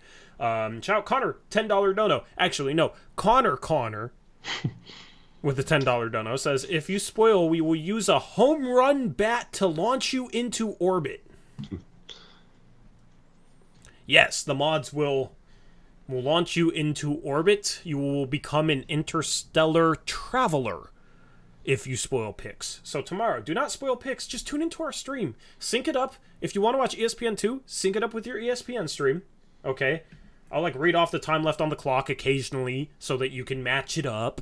And then I'll play the audio through my stream, through the mic, so you'll be able to hear the audio of the pick getting announced. And we'll bring you every trade. We'll bring you every pick. We'll bring you analysis. There might be, a couple ad reads, but other than that, no commercials and a live chat. So, can make the case it's better, especially with some of the stuff I'm trying to do today. Or, actually, it is today. I was going to say tomorrow, but it is today. It's past midnight. So, Looking forward to it. Hopefully, you guys enjoy it. Thank you, Connor, for the dono. Thank you, everyone, for the dono. Appreciate your support. As always, thank you to everybody who tuned in and made chat fun. Yes, thank you, everyone. And we appreciate all the love. If you're interested in Chad's poll, go check that out. Yeah, whatever that is. Go vote. So yeah, if you're into whatever that is, then go check that out, I guess. And with that being said, that's a wrap. Thank you to BetOnline for sponsoring the stream. Promo code BELIEVE, BOEAV, 50% reward bonus. We're out of here. We'll catch you later today, 4 p.m. Pacific time, with our draft live stream on our main channel, Blazers Uprise, without the live. And until then, have a good night. As always, peace out. Go Blazers.